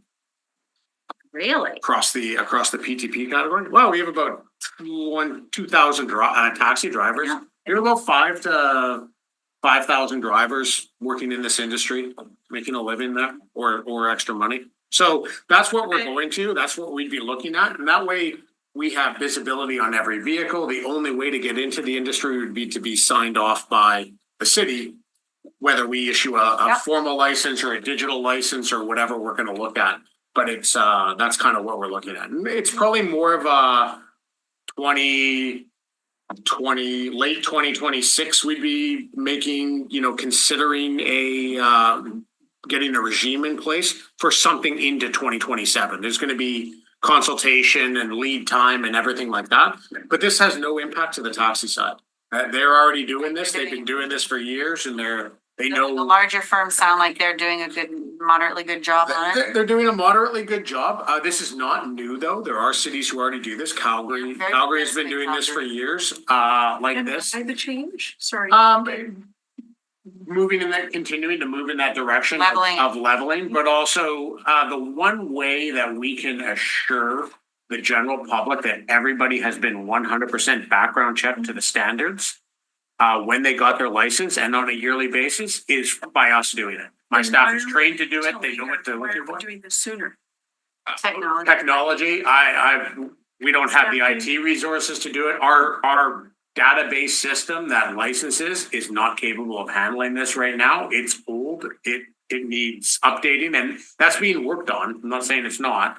It's just, we're not in the place. So I don't see the relevance of putting this in at this time, but expect something. So you're not putting it in either, but we're putting in the digital advertising. Well, that's easy. Yeah. They're paying for it, the No, we're just putting the, allowance. Right. allowing it to happen. The changes to go in, essentially what we would do, what we have to do is create a whole section of the bylaw called PTP licensing, which would copy the taxi side. Wouldn't be difficult from a legal standpoint, but as soon as it goes into the bylaw, I can't not do it. Whereas on the digital advertising, what we're doing is we're defining it and then delegating the authority to say, create rules around it, like a whole bunch of other things that are in the bylaw to say, does an employee has the ability to create rules around this and make, policies around it kind of thing. Right. So that's why that's kind of the difference there is that the plan would be to go to it Mhm. at some point. We've had some preliminary discussions.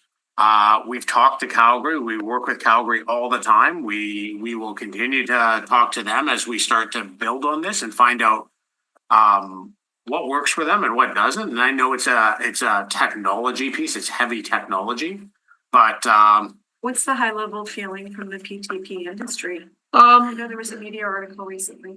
yeah, I mean, my discussions have been that they have some concerns, but their concerns are more around making sure that we get it right.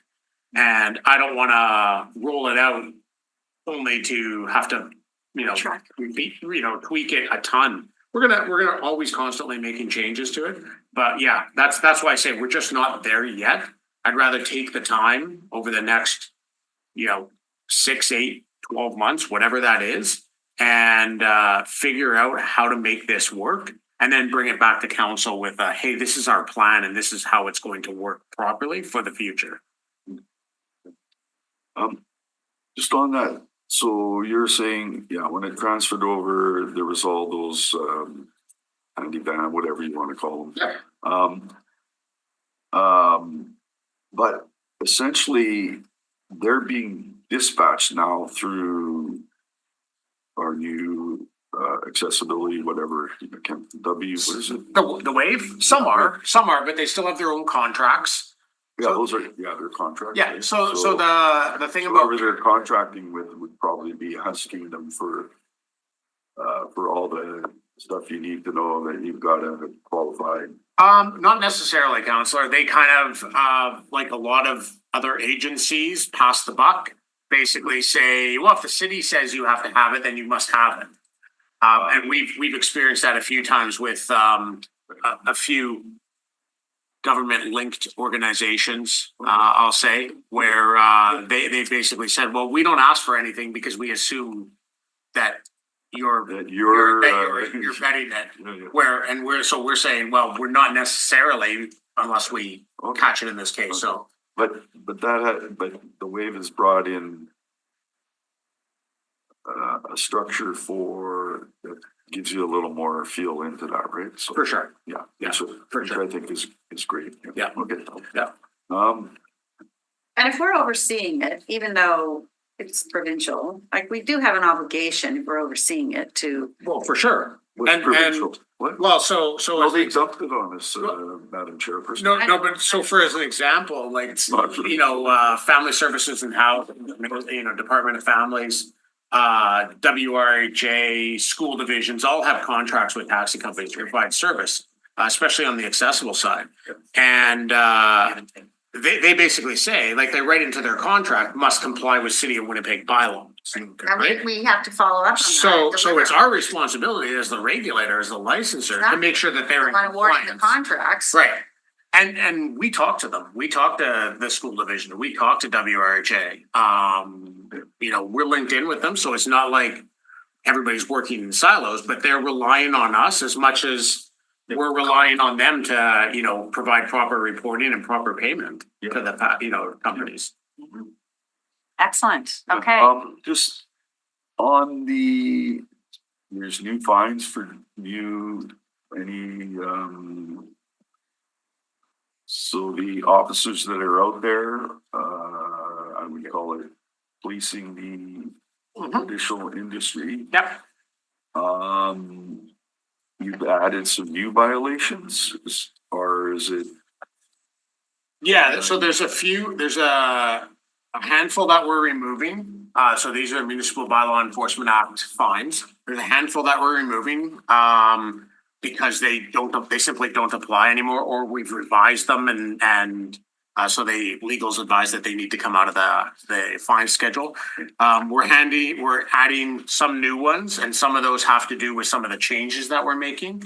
But what are they related to? Driver error, or is it? No, most of them are actually on the PTP side, or they're company based. Okay. Yeah, so there's a few where we've, and again, what we try to do is look through on a yearly basis and say, have we missed anything? And have we administratively missed one? And we did a few years ago where we added a fine in for failing to properly secure a accessible passenger. Oh, right. But we only put it on the taxi side. Somehow we missed the PTP side, so now we're adding it on the PTP side. It's an equal fine, it's everything like that. We're also reducing a handful of offenses, the fines down from $1,000 down to a lower amount, because These are minor. the offenses are more minor in our mind, and having a full $1,000 fine to a driver doesn't make a lot of sense. And you discussed all of these individual ones with the industry. For the most part, they've come up throughout the year, and that's why we're looking at. Have you discussed them with? Yeah, and we do. We continually talk to them about it. They never have a problem when we're reducing fines. But I mean, a lot of them They are. do have a problem with, it depends what kind of infraction we're talking about, but they do have a problem with the appeal process, right? Yeah, I guess it all depends, because the appeal process is not something I control. It's provincial government mandated to go through, like, the way to appeal a ticket. So while they might have a concern about it, part of it is. Well, I was thinking, but when I was on the taxi cab board, Manitoba. Yeah. There are some violations which I would call. They require a quasi judicial hearing. Right. Of we have people who are not directly involved. Yeah. So we have two types of things, and maybe this is part of bringing you up to speed on things, which is fair. We have what I'll call operational violations. So those we will generally give a ticket for, no different than a parking ticket or something like that. There's a process that you would dispute that ticket through the Municipal Bylaw Enforcement Act. And then there's a process that allows for an investigation of a complaint or a situation to recommend a hearing process. And when we go to our hearing process, it's a hearing that I conduct as the designated employee. I'm the decision maker on it. Our enforcement team comes in. Yeah. You're directly involved. But I'm not, because I don't do the investigation. I'm not involved in the investigation. I sit there in a relatively impartial role, hearing the evidence, hearing the offenses, and I have set guidelines, what I have to look at, the factors I have to look at, the mitigating and aggravating factors, and consider that within the delegated authority of what I have. Once that decision is made, Maybe a panel of at least three, which is what the Manitoba Taxi Cab Board had. Coming- Three. coming to it. So what Yeah. they have is the ability to, once that decision is made, the licensee or the registrant has the ability to appeal that to an independent board appointed by council. So it's a 5-person board. They sit in a group of 3. Peter clerks it for us. And they have the ability to overrule my decision Right. in whole or in part. That is the, okay. Yeah, so there's a full mechanism there that allows for a full process to occur. I get it. Anyway, and just on the hearing, maybe if there is one, maybe I should. I don't know if I'm allowed to attend We as could- a third party, but, Yeah, they're public. The one of initial the hearings biggest, must be available. well, one of the biggest issues we did have, and Grant, I think you're probably, well, you're quite. I trust in the work you do, okay? I'm just questioning like the whole, it's the structured process, right? But, are we making it easier for, say, Indigenous women? Because one of the problems, like we had resolved this finally Mhm. at the Manitoba Taxi Cab Board in providing a hearing process and place that was respectful of culture, right? Yeah. And support Vika. And so when you're doing these, you kind of, did you look at what we had set in place? We did. I have. You did, eh? Okay. Yeah, so Mike Sherrico is our coordinator of enforcement investigations. I stole him from the tax cap board. So he was, yeah, you know, Mike, he brought over all that. We work very closely with Indigenous relations on that too. And they often will be a liaison for us in working through complaints and understanding some of those cultural sensitivities and the things that we knew. I've done it also, you know, I've tried to continually do training on it, education in order to best understand it. So, yeah. Okay, that's all the question. All right, Thank you. thanks, Counselor Eden. Thanks. That's good. And yeah, and I just want to say, Grant, as we wind this up, thank you very much for working with the community, with the industry. It's a dynamic, lively industry, as we know. And we are trying, I just want to reiterate it, this report is reflective how we're trying to level the playing field. We're moving in a good direction. And I just want to thank you personally for the amount of work and attention to detail and accountability and effort that you put into this file, because it's a very complicated file. There's many angles at it. And I think, you know, from what I know and have observed, I think you're doing a great job. So thank you for the report. He's just added Lyft as well. Yes? Yeah, Lyft just started operating in November. That's why all the 50% discounts. Yeah. And really, you're right, Counselor. I think some of that's gonna go away. They're not gonna continually can't- offer 50% Uber and discounts. Lyft aren't gonna do. No. But it was also, They still want to suck money out of Canada. don't They we? also launched kind of in that holiday season. They launched, like Lyft launched in mid-November. So it ramped up competition. I fully expect December to be our biggest month ever in Winnipeg for transportation, especially after, you know, and Councillor Lutz alluded to it in her comments to the Free Press about, you know, check stops being now mandatory screening. Why risk it, right? It's so easy to get, you know, vehicle for hire or a bus or something like that. And Social media, that 50% discount went all over the place. Yeah. People I know never used it. They were going because, wow, like 50%. Anyway, Madam Chair, just when we close here, I just wanted to echo your comments that you made about Grant Heather. He's been exceptional in this role. And I heard that. I know members of this committee have heard that. We work closely with the industry. And a lot of positive feedback, not just once or twice, but consistently over time. It's a big file. It was a lot to take on when we took over in 2018.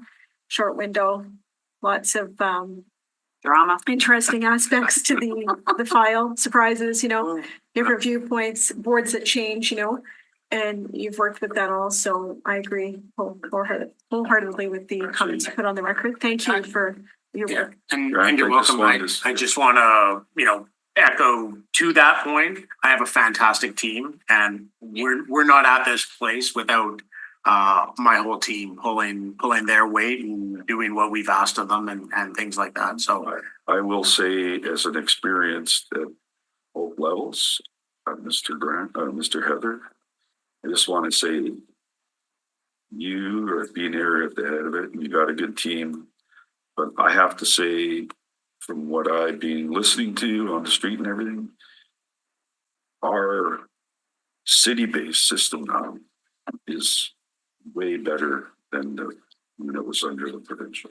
I just want to say that it seems to be anyway much better, and actually the relationship with the companies is improved as well. I just want to let you know. sure, thank you.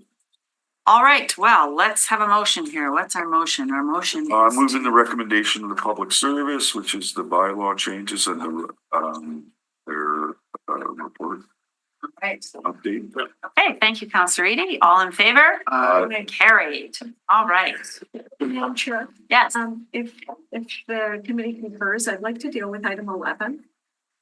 If you don't mind. Oh, yes, yes. No, I didn't see you there. Okay, she's sent me a text. Okay, let's move item 11 up and let's have a public service speak to that. Thank you very much, Mr. Heather.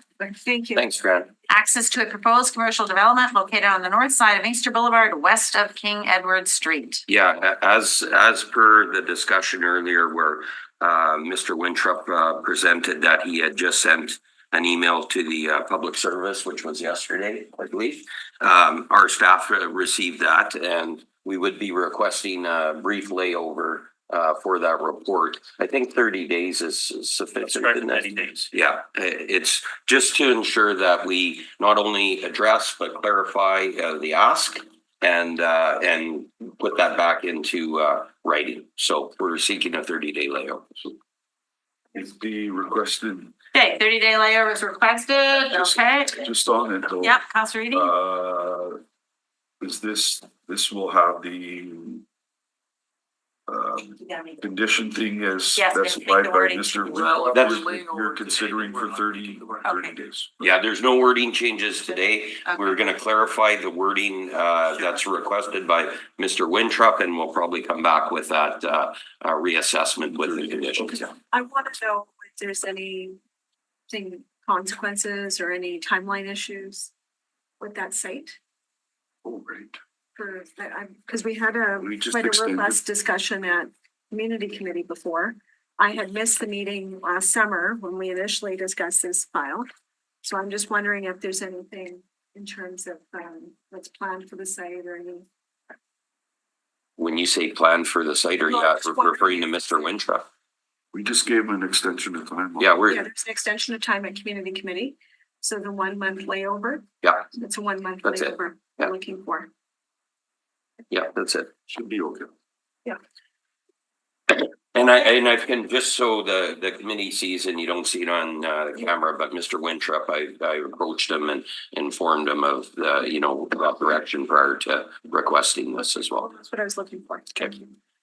I really want to. Mhm, I was there at the first hearing 9 years ago. mhm. Okay, all right. So that's motion to And you'll layover be 30 working, days. you'll be talking with the consultant, as you mentioned. Correct. Yeah, just to Okay, clarify. all in any favor? questions. I'll move that, Madam Chair. Okay, all in favor?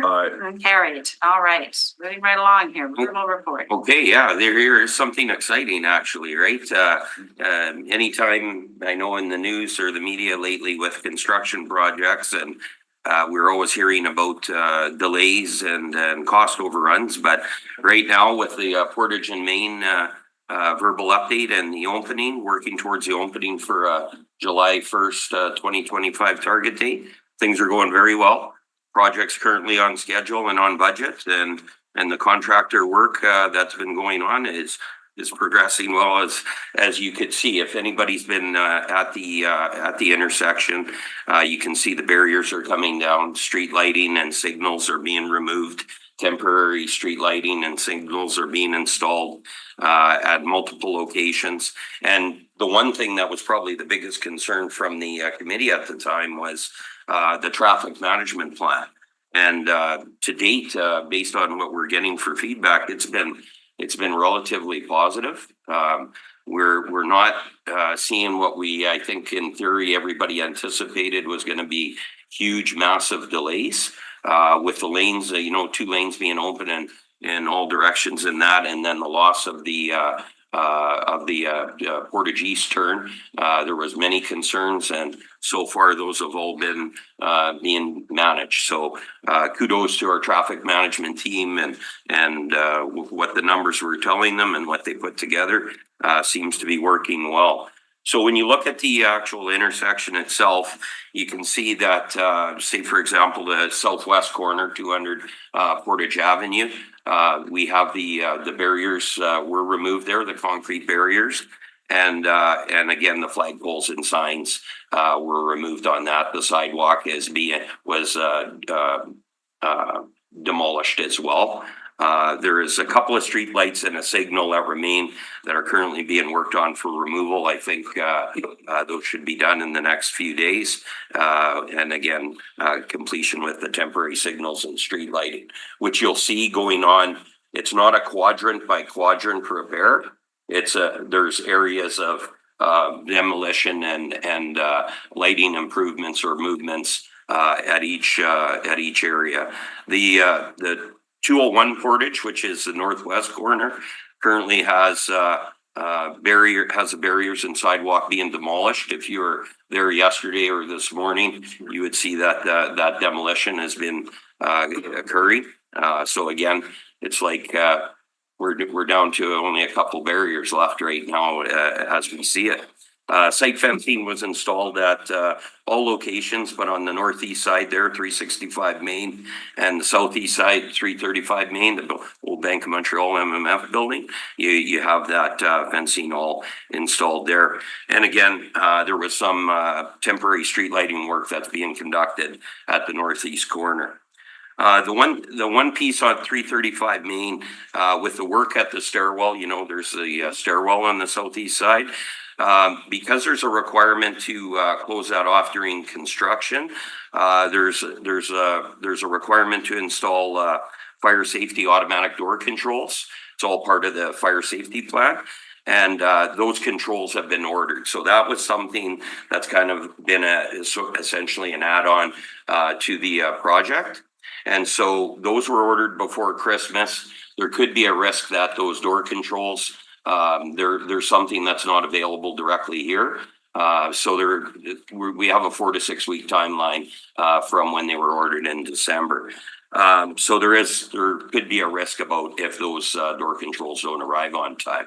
As well, the fire controller that supports the entire concourse, with the addition of those door controls, the fire controller that's in place today is outdated and can't be expanded on. So adding additional control requirements like, electronic and diesel controls that control the flow of water to fire suppression, sprinkler systems and everything else. That's what I'm talking about.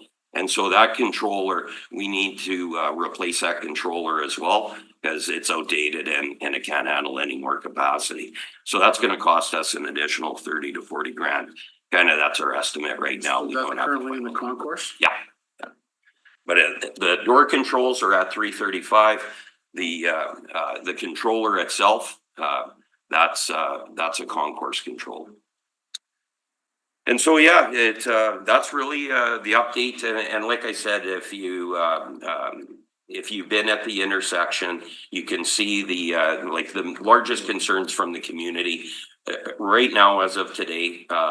We're kind of wondering with the new year and the additional back to work philosophy in many organizations. We were wondering if there was going to be a substantive change, but we haven't seen it as of yet. The one thing that happens with a lot of the traffic management is, Jim, what do you mean about that back to work? Like you thought that there'd be more of an uptake to be back to work and it would have. that's correct, yeah, yeah. Well, everybody's been talking about, number of companies, Yes. requiring a minimum 3 days, return My to work. understanding is that starting this month, that started. Oh, a lot of companies have already implemented it. The government, Yeah. there's some deadlines. Oh, with yeah, the right, federal yes, government right. They had That were 5 months to specifically be in approved. January, Yeah, yeah. it, And it, we also have ours that were, Few months to New year. regroup to. yeah, Yeah. so that's maybe to come still. yeah, for us. Son's back there. For us at, the city, the public service, we're back to work. Like, But it was. for in the- most of us, like myself, I never left, Never but, left, But it was in the new year, like I recall it was Yeah. after the holiday time. yeah, and we're already there. Yeah, it's New Year, it's 2025 right now. The one thing though with the traffic management, when you have the 2 lanes, and it's something to think about, as we see the development and the reason why we're hitting July 1st, 2025 is the transit routing, changes, right? That's the whole impetus of why we're here. Now, when you look at those 2 through lanes, everything kind of functions not too bad until a vehicle breaks down or there's an incident occurring in that area. And then you'll see, fairly significant, traffic delays. So that's the one thing you can kind of actually experience. And so if you've been caught in that, somebody would say, geez, I was down there the other day and oh my goodness, you couldn't move. And it's all because of Portage and Main. It's because when you lose that next lane, that's when the impact occurs. And that's where you realize how important those curb lanes, that are functioning or were functioning prior to the project, how important they are to the flow of, vehicles. Number 1 intersection, 1976, I believe. It always fluctuated, but Portage and Main open to pedestrian traffic and the flows the way they happen. Number 1 intersection for motor vehicle accidents, just so you know. I don't know what it is once they close it off, but I know there's less motor vehicle accidents as a result, so it's making that point. Duly noted. We'll find out. Councillor Sharm has a question and Councillor Chambers. Jim, thank you for the summary. It's good to have it on the agenda. A lot of details you provided. I was able to go through there. I did go through there initially and it was during the day when we first started. There's a bit of a backup, but I was there just recently, more in the evening. It was nice to see what's happening. Obviously, not as congested in the evening. In terms of, and I know you shared a lot of information there. A project like this is very complicated, obviously. We heard that before when it was starting. How's the contractor doing in terms of what they envisioned, the sequence of events they were going to do? Have they had to pivot at all? Because you get in there, you think you're going to do X, Y, Z in this order, but then you have to change, right? Go ahead, Brett. Yeah, they definitely pivoted on and were flexible on where they started and what they were doing. I think they were gonna start more or less on 335 Main. They had to start at 200. Which one's 335? That's the Manitoba Métis Federation. Starting there because that's what they thought their. That was the most critical location and the most work. Mm. Right now, they started on different corners, so they are pivoting and making those adjustments in order to try and meet the schedule. Why is that? Like it's. Partly was the agreements with the private building owners required us to get into 200 Portage first. The fire control plan at 335 Main, which is the Manitoba Métis Federation, that delayed that. So right now on their schedule, that work would start at the end of January. Right. So it's different things that have done it. So but right now they're on schedule and hope to remain that way. Good, thank you for that. So they are where they want to be, Yeah. just maybe not in that same spot, but they're Yeah, getting there. So what are the major challenges right at the moment? Starting at 335 Main would be the biggest challenge, making sure that those fire controls are in place and that they. What do you mean by fire controls? Well, they have to, as Jim was mentioning, the fire control access locks are actually for 333 Main, which is the tower that's beside the old Bank of Montreal building. Mhm. So that those have to be able to open if there's a fire because the stairwell's being blocked off with a wall, with a temporary wall. So Jim, you were saying July 1st, 2025 is project finished Yeah, around then, and then we need to get our bus program. well, that was a target that was established, and that's what everybody's put their energy and efforts towards. So, Good. and again, we've had a kind of a favorable winter that way so far. So, you know, that's helping a lot. Yeah. Well, thanks for the update. Really appreciate it. Sounds like you're really collaborating well with the contractor, MD Steel. So thanks for that. They're a good company. Okay, Councillor Chambers, you had a question? Yeah, a couple of questions. And thank you for the presentation. You talked about, the downtown area, and it hasn't created quite the traffic congestion that we thought it would have. But on a night like, say, Friday night, tomorrow night, or even last night, where you have a Jet game, and you've got 15,000 fans descending on. Not everybody's driving, mind you, but you've got fans descending onto the downtown area. Has there been any disruption, concerns when an event like that happens, where you have all of these vehicles downtown in a concentrated area? We're not getting feedback that we're receiving those concerns. In other words, we're not having like True North come and reach out and saying, hey, we're really challenged here. And we're not receiving that. I haven't, we asked about 311 and concerns, and we're looking at our traffic management center there with the cameras and seeing if we realize significant delays, and if we do, how we have to reorganize the lighting. No, not right now. And again, I was down going through on a couple of event days and a concert, and was actually in a way surprised that I think a lot of people have made the decision in advance that they believe that it's going to be so congested, so they've decided to take alternative routes, and then you ask yourself, okay, are those alternative routes being impacted significantly? Like, is it the Fort and Gary? Is it Smith and Donald? Where are we seeing that? Is it waterfront? And like I said, unless there's a traffic incident, you don't really see that impact that we were anticipating, because people are making informed decisions. Okay, great. So in terms of the removal of the barricades, I would imagine that and I'm not an engineer and I don't play one on TV, but the reduction or removal of the barriers, does it reduce any of the pressure on the membranes where, we're not seeing as much seepage of water or whatever into the concourse area? I wouldn't say that, but where we are exposing the concourse roof, we are going to touch up the membrane, repair it.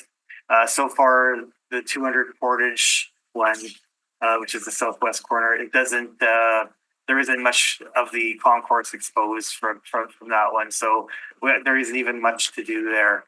So, but as we move along, we're going to repair the membrane wherever we see it needs to be repaired, wherever we expose it. So what would that add in terms of shelf life, that repairs are being done, so we don't have to address it for another X number of years and not throwing any money at it? Yeah, we're patching what we can see, but we're not patching anything that we can't see. So I think the concourse, the other concourse study that looked at the waterproofing was talking about doing the walls and actually excavating back down to the foundation to waterproof the whole thing. Like, we're not doing that. We're only doing it's like if you had a couple of shingles that fell off your roof, or patching those areas up. So the cost is not going to be as significant as it's not going to change anything that has to do with the concourse, but we may be able to seal up some areas that might have been leaking. Okay. Perhaps. So from a functionality standpoint, the concourse will still be viable for the business, the buildings and businesses connected to it? municipal accommodations is gonna be doing that study on the decommissioning or other improvements that might have to be done. Support That's them. separate from what we're doing. Okay, so for the foreseeable future, the concourse will still be functioning. It'll be functioning, yes. Great, thank you. Okay, oh, Counselor Edie's got one more question. Yeah, so, I'm most familiar with, well, the northwest and northeast corners. So the barriers are coming down. On the northwest corner, there's a lot of, like, once you get rid of the barrier, there's a lot of hard surface around there. You can't really figure out where the actual sidewalk is, so Yeah, when you're, we can answer your yeah, question. so you've got your, so you've had our universal design, person looking at this to make sure it's accessible for all levels of disabilities, right? So I'm just concerned once, like, in order to, for someone who's blind, if you're gonna attempt to cross, I probably won't, but, when I was younger, I might, but, just making sure that whatever pathways are there, you can delineate, the straight direction, right?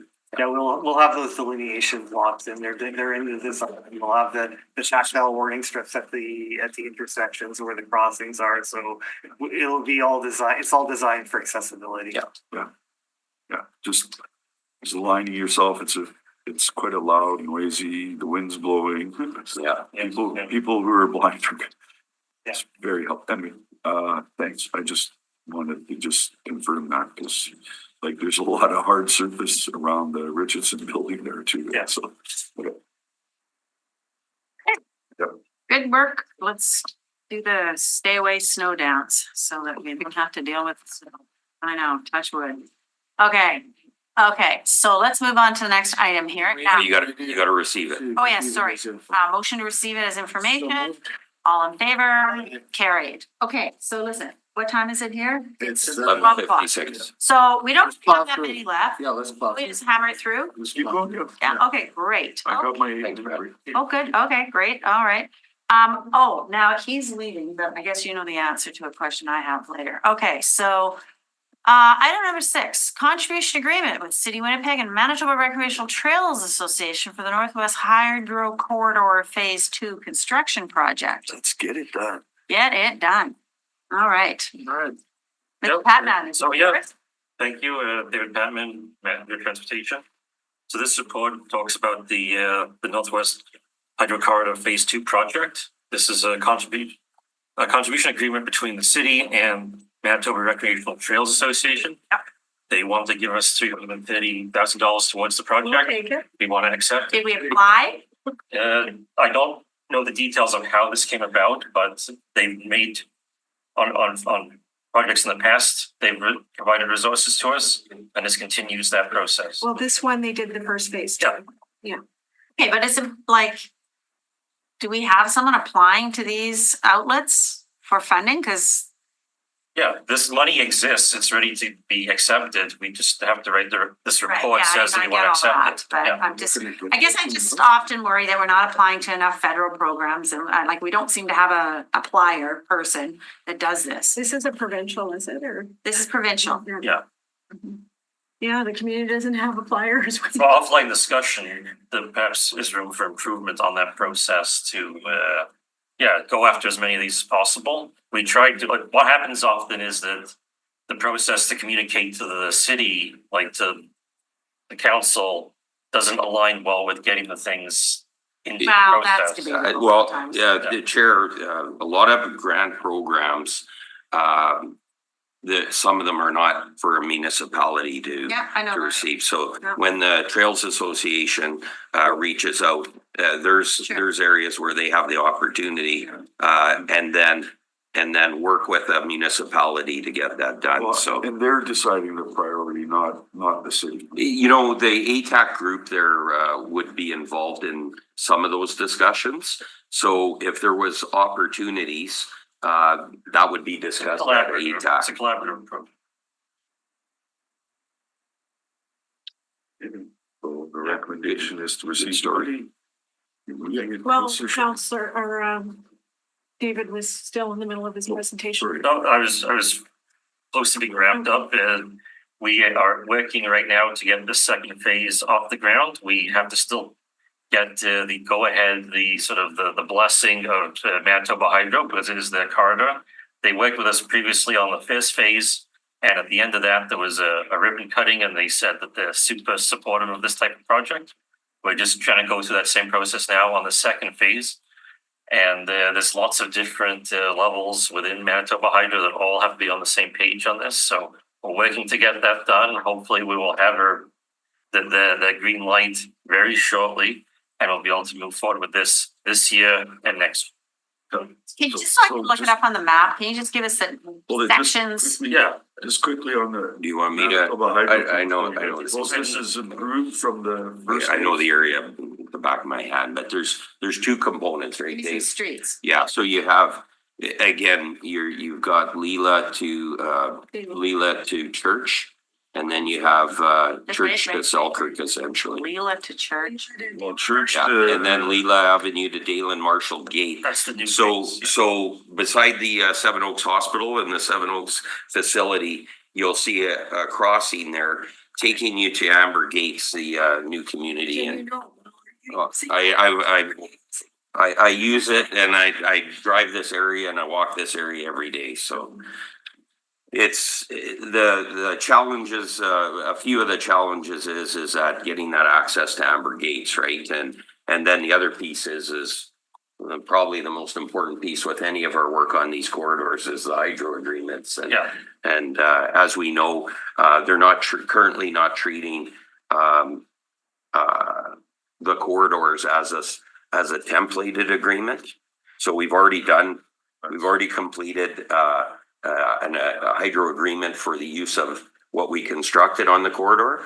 But when we add new, then it becomes a new agreement. And what we're trying to work with Hydro, and we've had some, and I wanted to make sure this is public too, because we've had some positive interactions with a couple of individuals from Hydro that want to work with us to try and find a way to possibly make a templated agreement for corridors. Because this isn't the only corridor in the city we're dealing with. To make it fast trackable. Yeah, so it's a positive. It's been taken, it takes much longer than anybody ever wants to be involved with an agreement.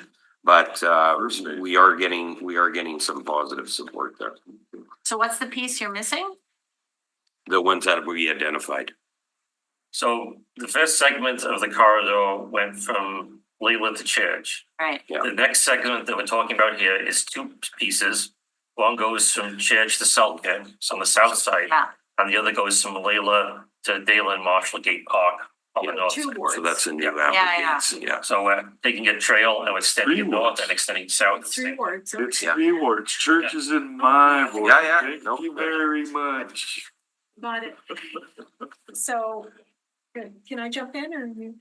Yeah. So that's it, David, for your, Yes, yeah, yeah. I really appreciate the public service. I've had questions on this, really excited about this second phase. The first phase, there's been a lot of uptake, a lot of usage.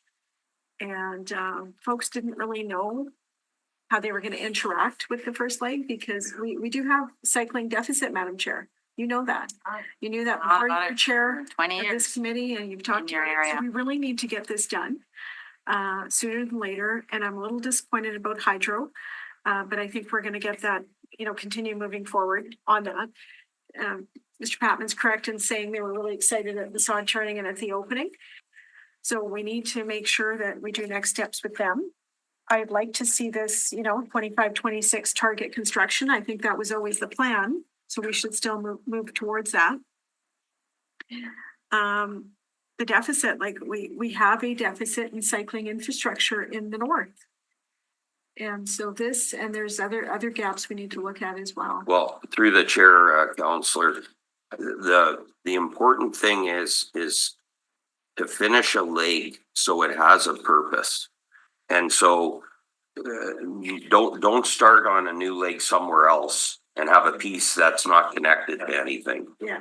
This corridor, it's critical that we focus on achieving the start and end. So for people then, if they want to go to Superstore, for example, and now you can take everybody from either end and they can access Superstore off this lake.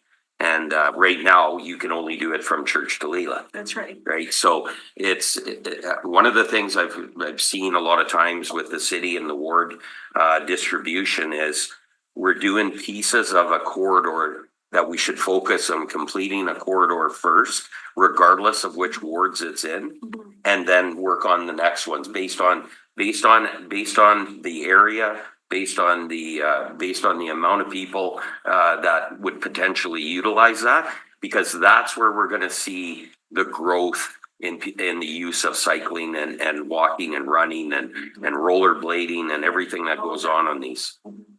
I agree. agree with I that. with that, absolutely. Which that was how we were going on the North Winnipeg And Madam Chair, you're intimately Parkway involved. Transportation. We have a big Trail. deficit here in the north, so I want to see support to move this forward. I would like to see a verbal report, Mr. Director, if we can. We did that before. Like, can we update on hydro and how we're doing? Would you mind doing that? And when can we do that?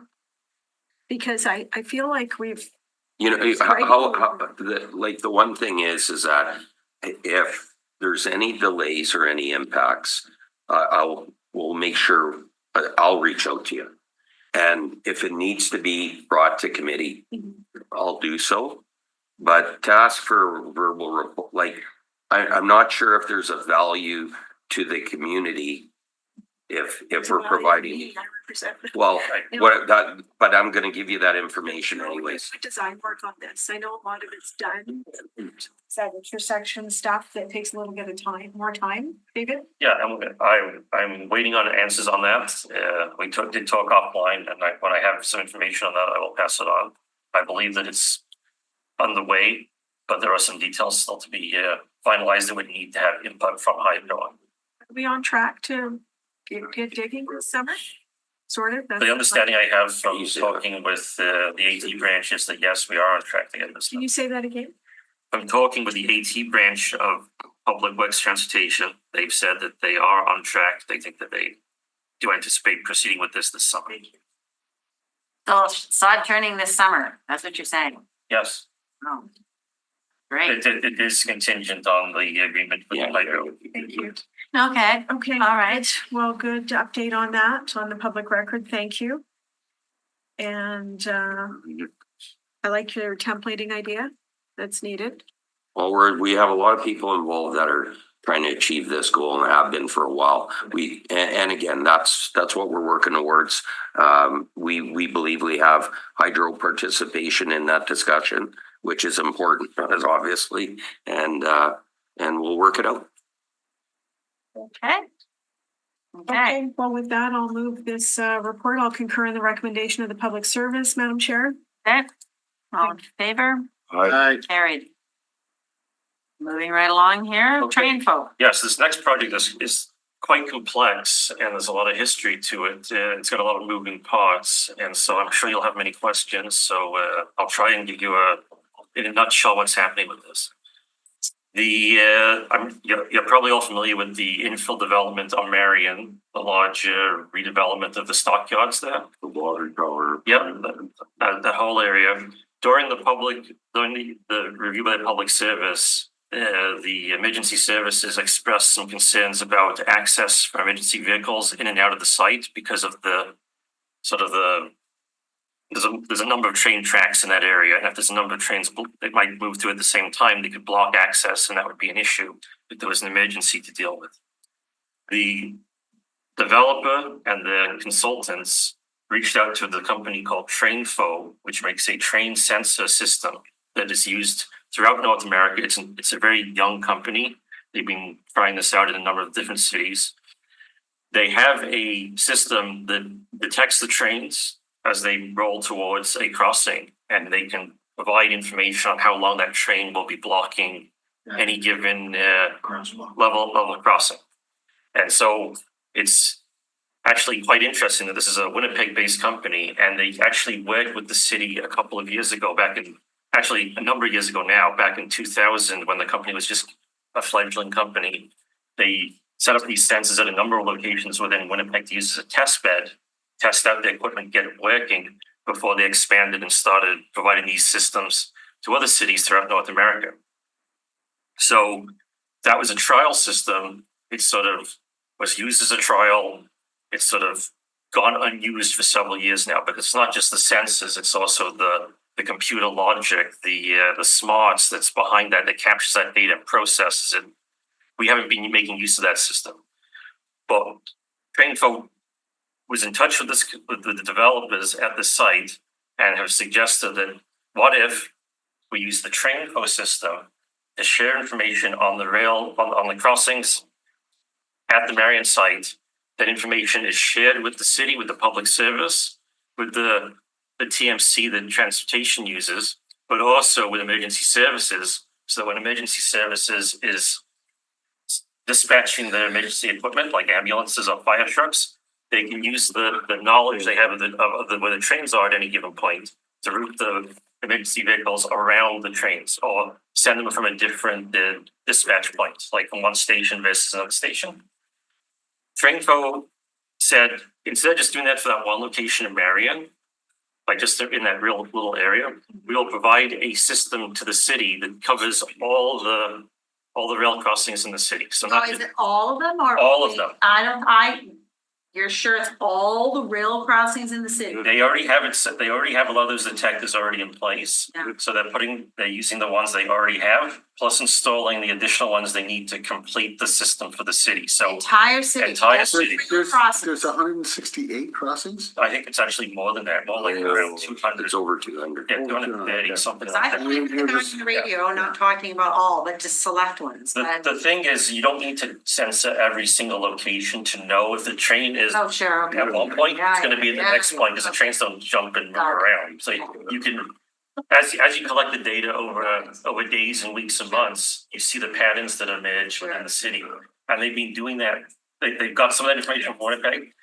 So what they've done is they said, like, they went ahead and for a grant with the federal government to get funding to put the system in, fix up the existing equipment, Right. and provide a 5-year contract to the city at essentially no cost. Now, it's not exactly zero cost. There's a small cost that the city has to incur to help them with the setup of some of these locations. They work with transportation staff and signals to work on this system to get it in place. But if you look at the numbers, they crunched the numbers, it's $13,000 for a 5-year project to have this in place. So what they'll do is they'll be sharing that data with us. They've got some ideas for including in that data collection, data provision service that they're providing, not just to the TMC, where the TMC can take that information and communicate it through social media, like tell the radio stations, tell Waze, tell like to the X platform, say there's a train approaching this location, it's going to be blocking it for 5 minutes, 10 minutes. They've also said that, like other cities have, if you've been to places like Toronto, they've got the message boards and they've got signs up that say train at this Big location, discussion when we were doing. taking alternate routes. Sorry, where does it say that though? How, like in advance? It'll say that in advance. Like whereabouts, just. This is what we still have to set up once if this goes ahead. So you mentioned, Yeah. there's boards. There's those big message boards that tell people like use alternate routes, Like you said delay. it ahead of time. Yeah.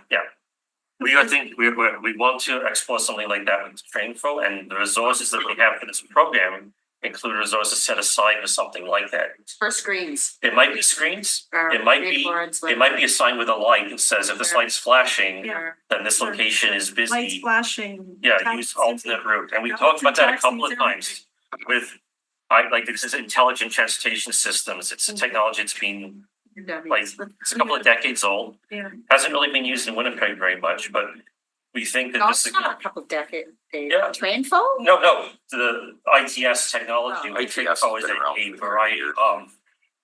And it's a private company, Yeah, right? but Trainfo? Trainfo is like both the company and the tool they provide.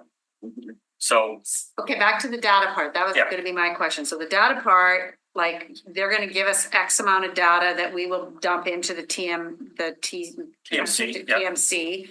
And then we're pushing it out on Waze. We're gonna push it out on Waze. that is the plan, but the main purpose of the data is to be funneled from Trainfo to emergency services. Emergency services has dispatch technology that's separate from the TMC.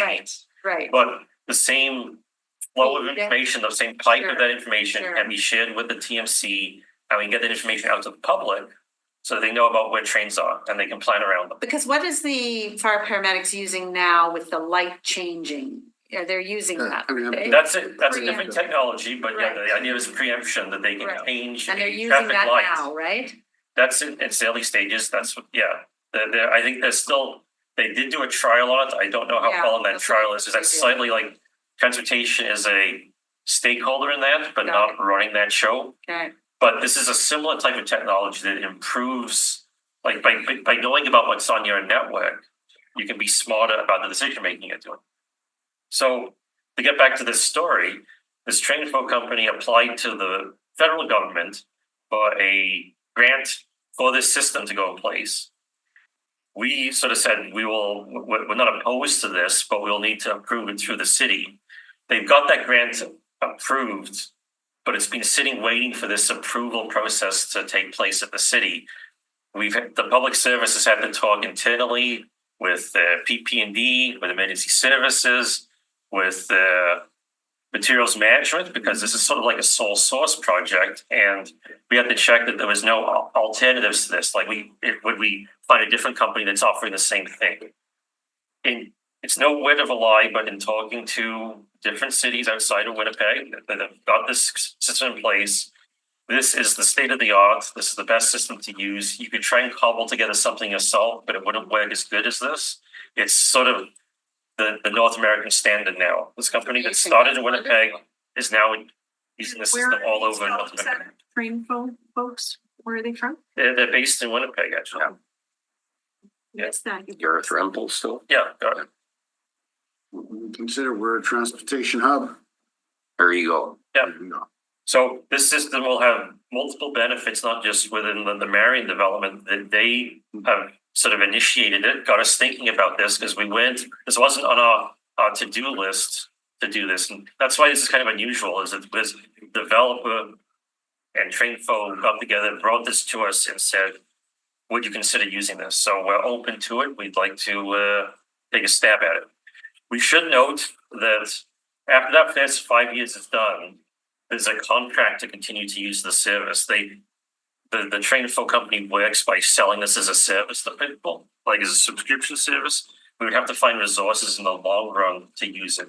But we want to use this first 5 years at zero cost to become familiar with it, see how well it's working, and then make a business case during that time to continue on with the program beyond the 5 years. We're not obligated past the 5 years, so we'll make that decision then with good Okay, I have information. 2 questions. How many access in and out are there for this new development on the former slaughtering grounds, the Canada Packers? one. Water Tower The District. water, well, yeah, a water tower. Well, that's the new name, but it's Yeah. Canada Packers. How many out in and out I'd are have there? to check. I think it's 3, Oh, but I 3, have to check. okay. The thing was, the emergency services said they needed an extra access. Yeah. And the problem was they didn't want, Rail. like the way they had the design of the site set up, they didn't want to provide that extra access. So this is in lieu of providing that additional access. So it's kind of like they are gonna have to be committed to this for perpetuity. They're gonna have to have something. Hang on, Unless you build something. help me out. I'm kind of familiar with this part of the city. Given I lived with my first wife's family's house in Windsor Park, right by that CPR line there. And then it's got the CN line on further east. The 3 existing accesses that are there now, are 2 of them off Marion? I believe all the accesses are off Marion, and that's the concern from the from the emergency services was that usually you don't want all your access points off of one All right, leg. so being familiar with that, and there's no street off of Archibald, from, except Marion, until you get all the way over to Elizabeth Road. So, that's it. So, like, if I'm gonna beat the CPR train, for example, coming from the south, what am I gonna have to come down Mission, and wow, that's a long way away. Like, This was, those trains are, this was the trains are concern- really long, like. Yeah, Like, this was the concern that was raised by the emergency services, and so this was gonna be a showstopper for the development to go ahead. So to some extent, like they were saying that this would be like, can't they come on the back end, Berkshire Bay and run a? Okay, well, that's all developed and done and it's all planned now. Like that was a big drama about 4 years ago, right? So, All right. you know, I don't want to cut you short, but I want to just keep moving. So, I think the amazing part is out of all of this Trainfo stuff is that they actually got the rail lines to agree with them putting stuff on there, you know. yeah, because the actually railroads, contacting. the railroads are very privacy conscious. Oh, They yeah. don't want people No, to they don't know want too anything. much No, about no. what's on the trains No. or where they are at. This is the way Trainfo has went with them is that this is a safety thing, but for the railroads as well. So that the railroads are bought into this, and now this is sort of a standard that's now being used throughout many. Okay, last cities. question. So this funding that you're saying is $13,626 No, that's just the remaining portion. that the city has to, covering. okay, yeah, that the city has to Yeah, cover. the actual Why amount of does the. it have to come from the road safety improvement budget and not a different budget? Well, Why is it that budget? I could call everything road safety and then we have no money left. So why does it? no, because we had the rail, Yeah, I was gonna say that in the past, the same safety. program has paid for other That's rail totally fine. related projects like level crossing upgrades, like the Yes. crossing arms and the crosswalks. Okay, it's small, so. The actual, the federal funding is in the tune of 300. Yeah, no, that's exciting. Yeah, That's exciting. Okay, just on a sideline, I guess I could send you an email. Can you send us an update on what rail crossings are being done this year? Just so we know, because we all have rail crossings and they're all, yeah, I can get that information. okay, that'd be great. Okay, so Okay. this is great, it's super great that it's a local based company. So can I have a motion, please, to proceed? So moved. Counselor Chambers, all in favor? Carried. Item number 8, semi-annual report on the Active Transportation Advisory Committee. Yes, this is a report that just highlights some of the discussion that's been ongoing with the recurring meetings of the Active Transportation Advisory Committee between May and October of 2024. So there's some highlights listed there. They talked about the soon to be brought to committee and council, the pedestrian cycling strategy program, 2025 version. The discussion of speed limits on multi-use pathways. Talk about the Bellagio Twin Overpass project and the AT elements of that. And talking about a discussion about bike lockers, which are part of what Transit provides as an offering, and it's a joint transportation and transit offering. So are there any plans to change the mandate, update the committee members, anything like that in the works, or everything's, I'm not hearing any issues, so I'm just wondering. No, there's some like turnover of people as new people come on and leave the group, but this group seems to be functioning fairly well. They are a very they are outspoken a little bit. They do sometimes take stuff that we talk about that's meant to stay internal and challenge us on it. Sometimes that comes out in social media a little bit, but it's all in the name of it's all in the name of trying to like move the city forward and sort of nip at our heels a little bit, just to encourage us to think AT. And so that's happening. Is this the one that we've been working on with Dr. John McGoverick? No, that's a separate project. With separate project, okay. The last crossing, that's it, is that at Concordia or Grassy, or where's that crossing? Sorry, I'm not, what do you speak? You said you had discussions about Oh, crossing it. oh, the Lajmodia project, that's the overpasses. At The overpasses at what, Grassy or where's? Concordia. It is Concordia. Yeah. right? Okay. There was a discussion between there was sort of a bit of a difference of opinion between ATAC, who said we should build a tunnel at that location, and the public service, who said that that tunnel would be very expensive for the number of users, and so came up with an option at grade instead that routes you away and around the interchange rather than through where the overpasses are going. So.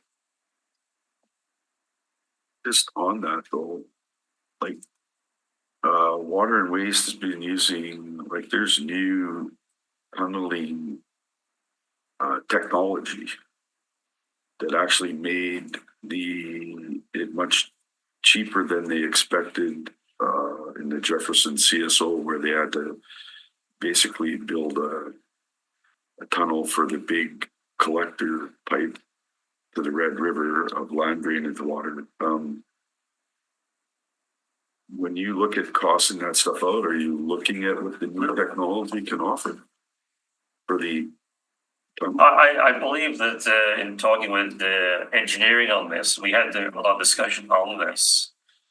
The cost to do the tunnel, like the solution for the tunnel was around $7 million, and that's not excessive for a project of this type.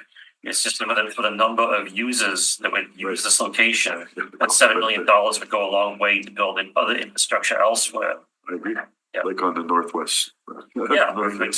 Like there's a lot of infrastructure you could build to have like a Cadillac project here versus that grade solution. Okay, let's move on. Okay, Okay, thanks. this is great.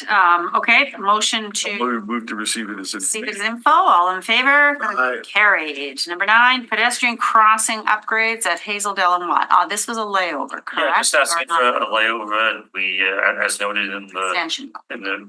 Extension, right? Okay. All Yeah. in favor? Hold on, I just had a quick question. Sorry. The technology that's being used, was this like what's being proposed for the corridor here for,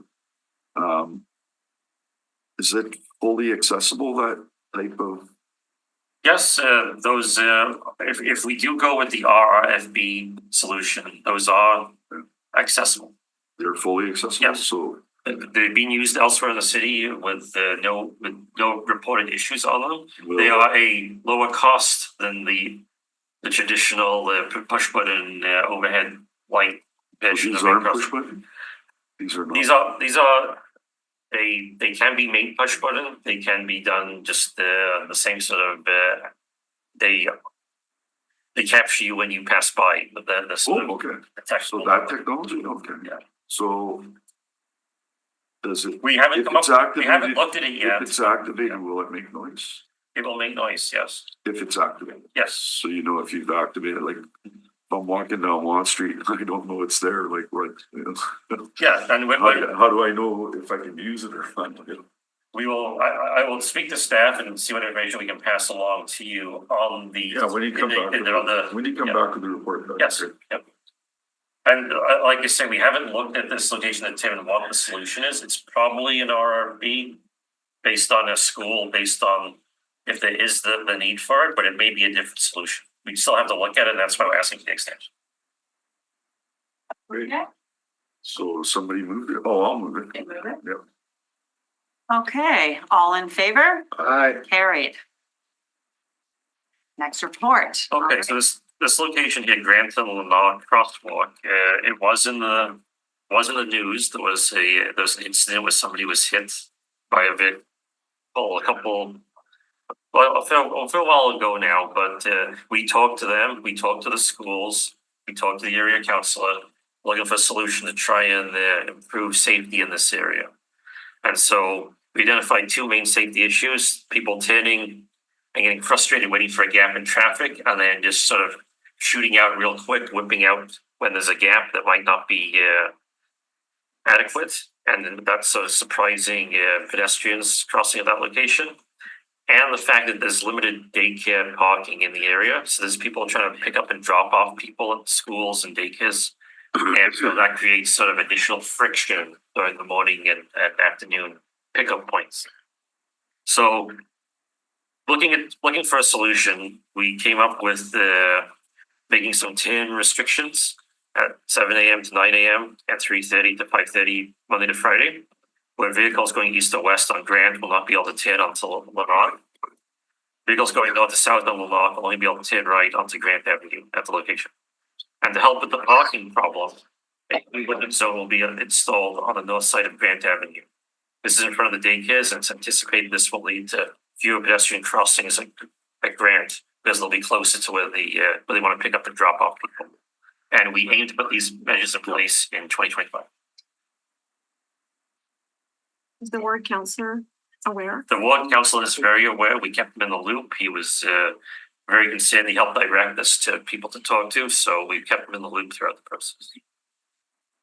I'll move this report, Madam Chair. Okay, perfect. Very good report, very comprehensive report. We like that. Yeah, it's one of our new road safety Yeah. playment reports. We'll burn that guy out soon, or whoever it is. We'll just ask for 10 more of them. I'm asking for one today. All righty. Okay, so now we're gonna move on to All our those in next. favor? Aye. Oh, yeah, I'm sorry. All in favor? Carried. Item 12. Item 12. Oh, yes. Okay, so here we were asked to take a look at the speed limit on Plessy Road from Dugald to Kildare Avenue. As we are already in the process of working on a project to capture these citywide, we asked that this project be deferred to that. And so that when we come out with the response for that project, it'll include this location. Okay, so, we hear you. You're working on this project. You say that you recall, Councillor Sharma, you've got a couple corridors in there. I got a couple corridors. We probably all have corridors. So you're thinking this is gonna come out in 2025, your report? Yes, we have a number of speed limit related projects on the go. We've got that community one with the community speed limit Yes. trial. Yes. We're trying to get that one out the That's door. pending. Once that one's out the door, this one follows behind that one. Once that one's out the door, this follows behind it. So is that on our pending list then? Do we see this report coming? No, probably not, because it was a motion that we had hers. There was some in her ward, some in my ward, that we made a motion that it be added to this report. I don't have the year's table of the upcoming reports Sure, in front okay, of me, but Okay. I recall that we have it on, it's scheduled for later this okay, all right. The call for 50 kpm. Okay, Not just 50 kph, but in some places maintaining the existing speed limits. Or saying that maybe instead of it going like 50, 70, 80, maybe it needs to be like longer stretches of the same Yes, speed limit. yes. Rather than jumping up and then going down and jumping Yes. up again, maybe it kind of needs to be suggests that all over the streamlined. board. Okay. Exactly, Okay. same with Waverly, all over the board. Okay. Be consistent is what we're Try and be saying. consistent. All right, so what we're doing here is we're moving it I'll to move the report. Counselor Edie, you're gonna move the motion, okay? All in favor? Aye. Carried. We've got 2 addendum reports. Okay, 2 addendum reports. Do we need a motion? I have on my agenda 3 addendum reports. Did we take one off? 3 addendum reports. Oh, 3, sure. Yeah. Councillor Sharma did move the Yes. motion earlier for new Okay. business, so that's included. And then I have one other new business I want to talk about too. Okay, so, So did I, right? yes, okay, so are you Main and Fernbank? You're Main and Fernbank, right? No. First I have Killarney and Yeah, Pembina. Kalani Kalani and and Pembina. Pembina. We were asked to Okay. take a look at this location. There's schools in the area, so there's more young pedestrians at this busy location. There has been a death at that intersection. It's angled. Yeah, we're concerned with I mean, that. it boundaries Councillor Chambers and I ward. I got Yeah. lots of people that go there from my ward to these elementary or mid school, what's it called, Acadia, what do they call those, middle schools? You've got Dalhousie, you've got Yeah. Acadia, you've got St. Villa that are all. Further in there. So, Transit issues too. yes, like you had a beautiful, well, yeah, and then there's some funky, we talked about it when I was the council for the area and they redesigned the road at that intersection. The way the transit bus stops, it's in front of one of the busiest 7-Elevens. So we're hoping for a robust report from your robust report writer. The only change I would make to what's here Yeah. before us is that my staff requested 180 days as opposed to 120 days. Okay, 180 days, sure. We tried. All right, That's the little amendment to that. Okay, so that, does someone want to move that? Hold on a second. I just wanna.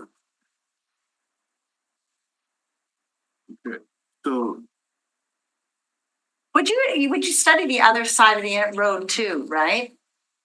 Like, How do you mean? I don't know, like Killarney is one side, Dalhouse is on the other. Yes, yeah, we don't just look at One like one side intersection. go, we don't Sorry. even look at that other Okay. side. No, when So when should a we road write that? changes its name, it doesn't matter to us. Right, should we write traffic study at Killarney / You could say Dalhousie that would be in the title? more Yeah, so- accurate, yeah. the other part too is that just in looking at where this location is, there is a multifamily going up on the west side of, I guess it's Pembina and Kirkbridge then. Yes, So that's gonna add more density to the area as well. right, okay, so just let me pull this here. It's Pembina and Kirkbridge, not Dalhousie. Well, it's Pembina and Killarney and Kirkbridge is the west side of Pembina Highway. Right, this is the Smitties. Yeah.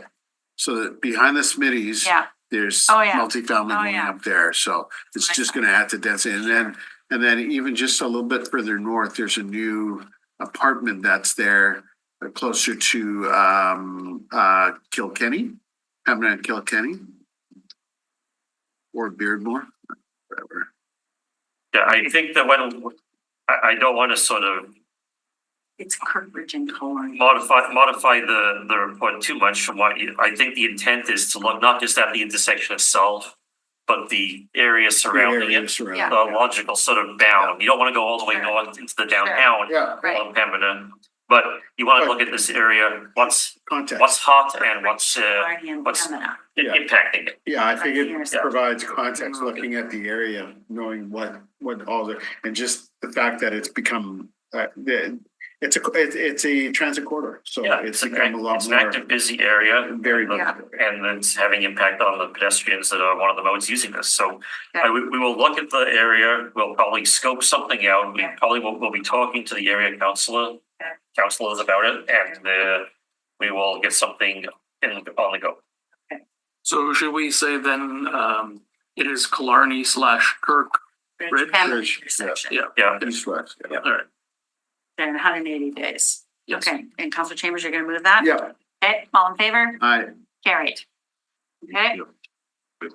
Now, the next item on the agenda is Waverly Keniston and Abinogi Mikana, Waverly Ave Keniston and Abinogi. yeah, and through discussion with the area council on this one, yourself, Chair, we know that you're looking for not just like, you know that the long-term improvements that we're looking at will be part of the upcoming strategic road network project, which we will be sharing information on in the future.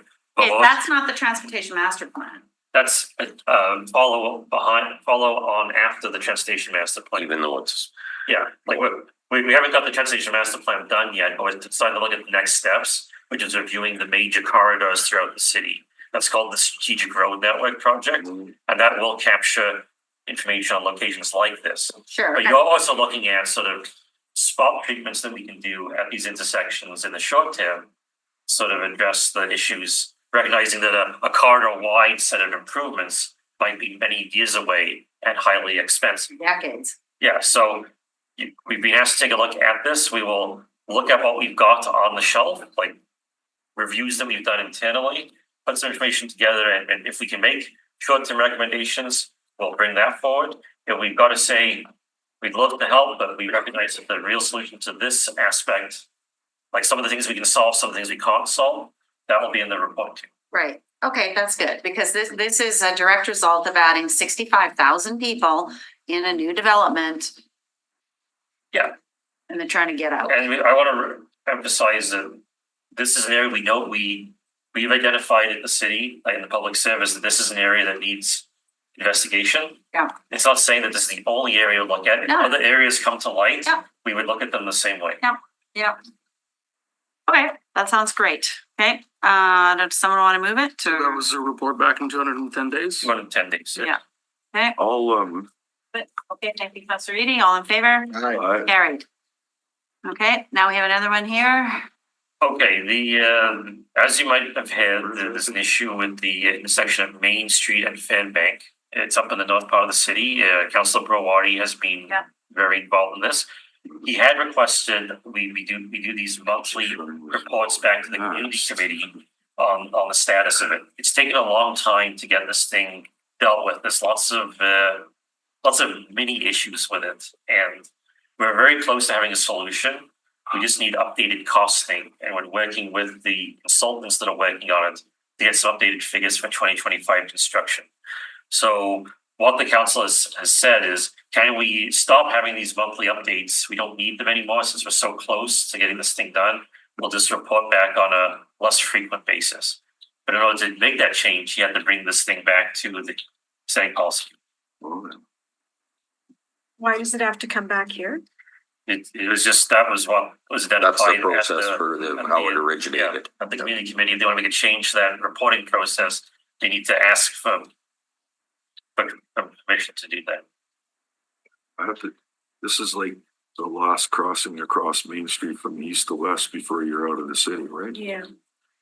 Yeah. We gotta get this thing resolved. Is Okay. this where, Shooters Golf Course. yeah, Yeah, just It's right at. Northgate Trailer Park. Yeah. Fernbank is right adjacent. It's a three. It's the intersection, Yeah. and they want to add the fourth leg of make it a four-way intersection. Yeah. But that sounds simple on paper. It's not simple under development. In real life. It's that low-level condo development. It's not affecting that. It's after. It's more north by. The low level is at the old jury. That's the boundary of the city in West St. Paul, north of Shooters. Yeah, that's north of there. No, there's a low-level condo that on the East near side. Fernbank.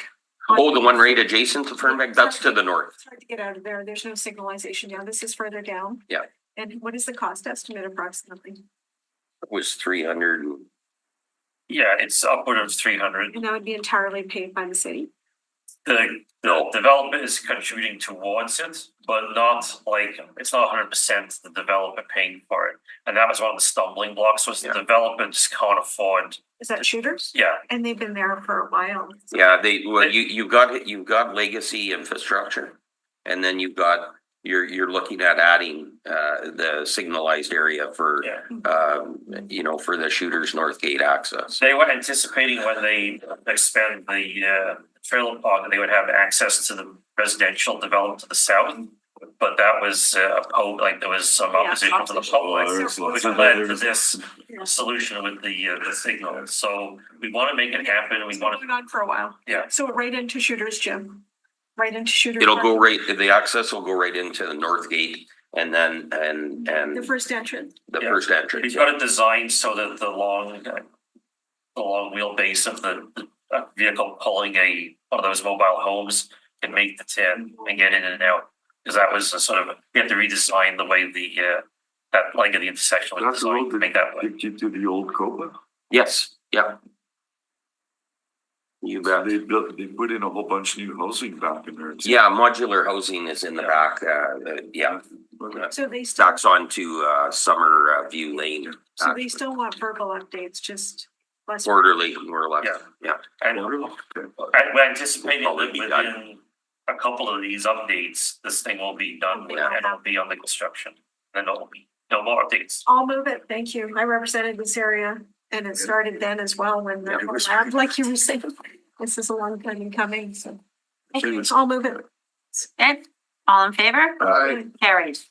Okay, I have one other question here that I'd like to bring forward and ask the department, and this is in regards to the tenders that go out, okay? So Your new business one? this is new business, right? So, Just a question? well, no, it might be a motion. So you are telling me, like, we have moved now to try and get the tender sooner versus later. And we've moved to a new process called, what's it called?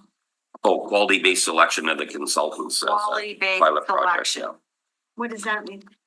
It, essentially what we're doing is we're qualifying consultants, and instead of having everybody submit a bid package for every tender, we qualify the consultants and then offer up, kind of try to manage the storyline. So it's a way, It speeds things up. well, we used to operate like this years ago. And then with all the agreements, trade agreements and everything else, we kind of went away from it because we were deciding on which consultants would be assigned, trying to balance the work. But with this methodology, we meet all the requirements because we're pre-qualifying everybody. So, And the people that do the work the other way are gonna be the same people doing the work. yeah, no, It's gonna be it, different. the idea. Out the door quicker. Yeah, the idea is because of the, when you're doing full package submissions, that takes an extensive amount of time to evaluate, score and award. So the idea is to take off a few weeks out of each project, more or less, to set this up so we can fluid the tenders. So with this year, one of the things is you didn't approve your budget, prior to Christmas, which is what you hope for. So this year it's coming in a bit late. So we can't just go ahead and commit all. We can commit a percentage of our work. Our tender schedule, we're gonna have that, we're gonna release that early next week for the season.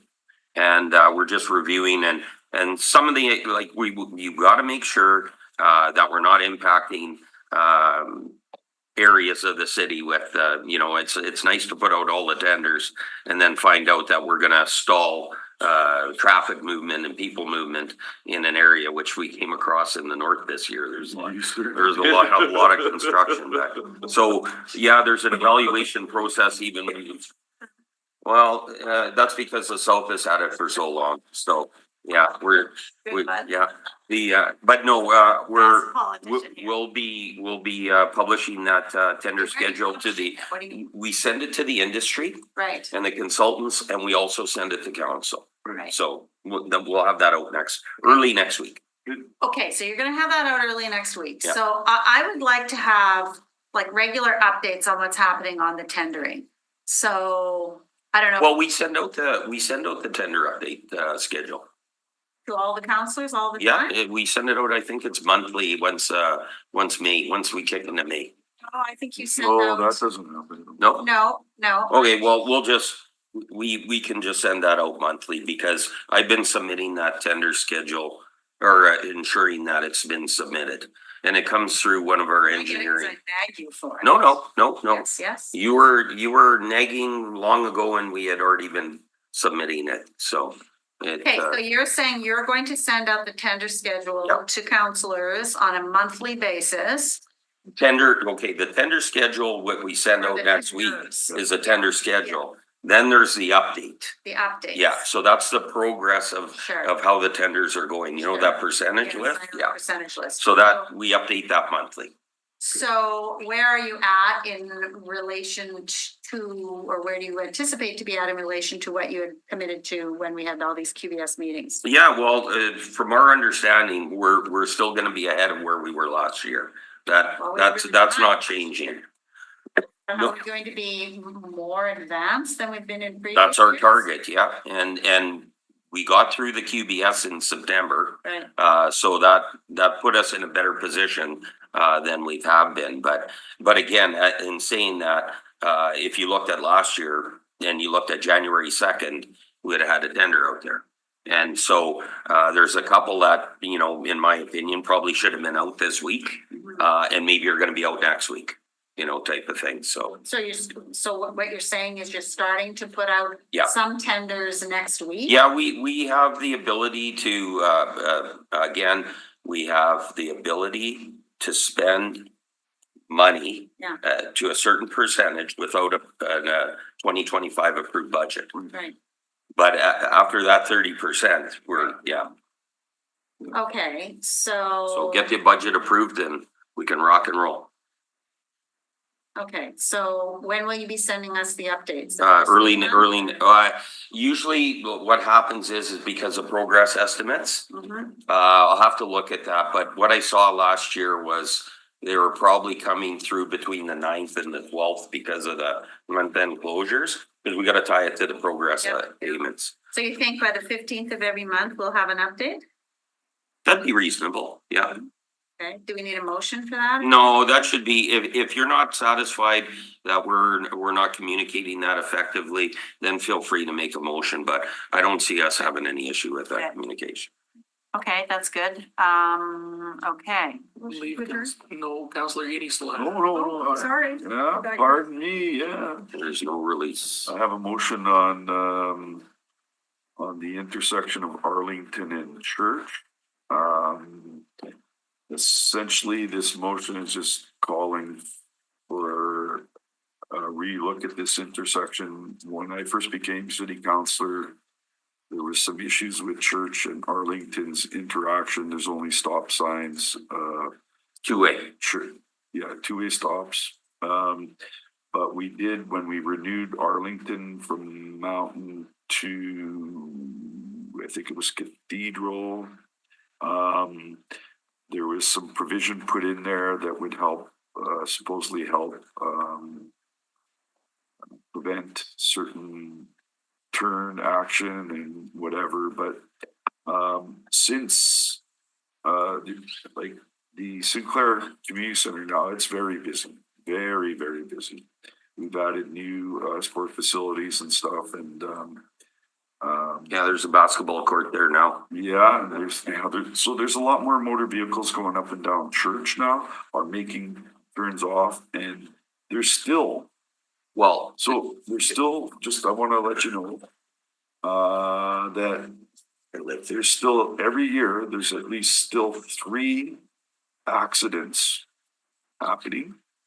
And every other year, there's an accident where people's property gets wiped out. They're that bad of collisions. Yeah, I'm familiar with the house on the corner on the northeast side.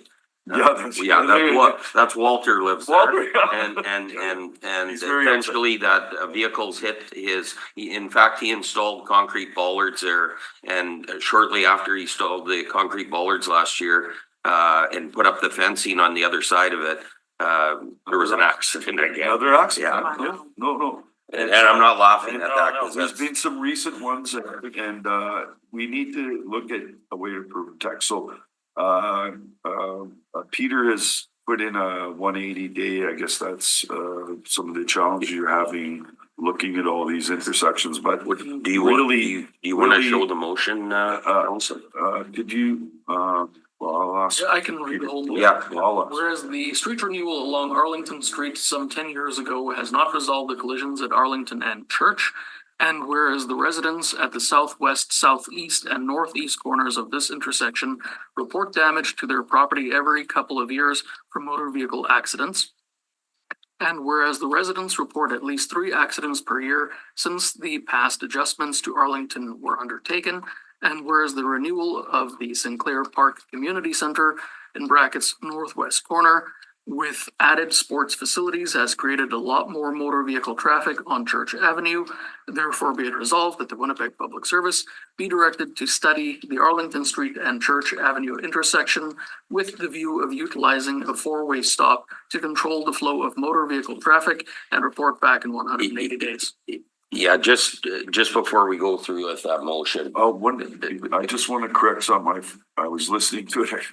Actually, the southwest corner has a huge elm tree there, which actually protects their property. But that tree's been hit a number of times. So just for through the chair, Councillor, asking for a 4-way stop on a high volume network like Arlington, even with the Arlington bridge being closed, the north of Mountain is still extremely busy on Arlington. Yeah. So would you be asking for a review to determine whether traffic lights are warranted? But to identify a 4-way stop on that would be the only 4-way stop on Arlington. Yeah, I get it. Okay, so my understanding of 4-way stops, if you want to install signalized intersection there, I wouldn't be opposed to that.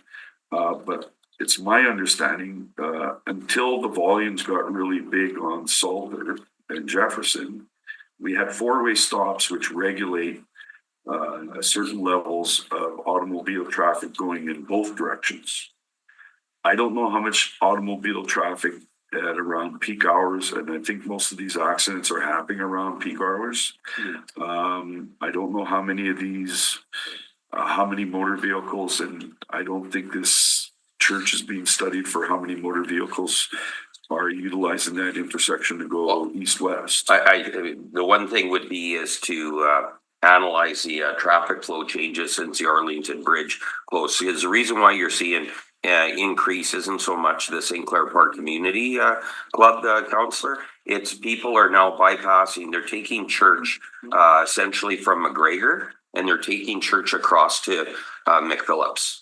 And that's been the change in behavior. It's always been the sneak to avoid Mountain. Well, Mountain. Jim, I go back to the 70s here, okay? Yeah. All right. Mountain's construction in the last 2 years That's right. is, people haven't changed their behaviors on that as well. Cause more traffic, that's right. I don't think the Arlington Bridge closure, like, people are using Mountain, well, they couldn't use Inkster last year.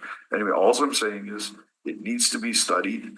I don't know what the recommendation is that's coming back, but the residents there are absolutely convinced that a four-way stop is the thing. But I don't know if it rates signalized intersection. If I can speak on behalf of the public service, yeah, we'll take a look at this and come up with a solution or a suite of solutions. Well, I don't know what's we don't know what it's going to be either. Like it may be a fully stop, it may be a signal, it may be something else. That's good. But we've got the I information. think it's good. It sounds like if we needed to come to your office to get more information, if you've got information you already Well, you can received, talk to the people who live it every Yeah. day.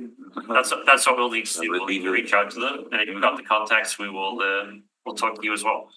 Sounds good. I think let's try 180 days for this. If we need additional time, we'll ask for next time. Right. Okay, so all in favor? I'm moving, well, it's my motion. Yeah. All in Aye. favor? Aye. Carried. Move adjournment. Move adjournment. Okay, great. Very Okay. good meeting. Okay. Very that was good good. meeting Yes, today. very good meeting. Yeah. Now, and we'll get ready for a big budget meeting. I'll buy lunch. Yeah. Sorry you can't come to the,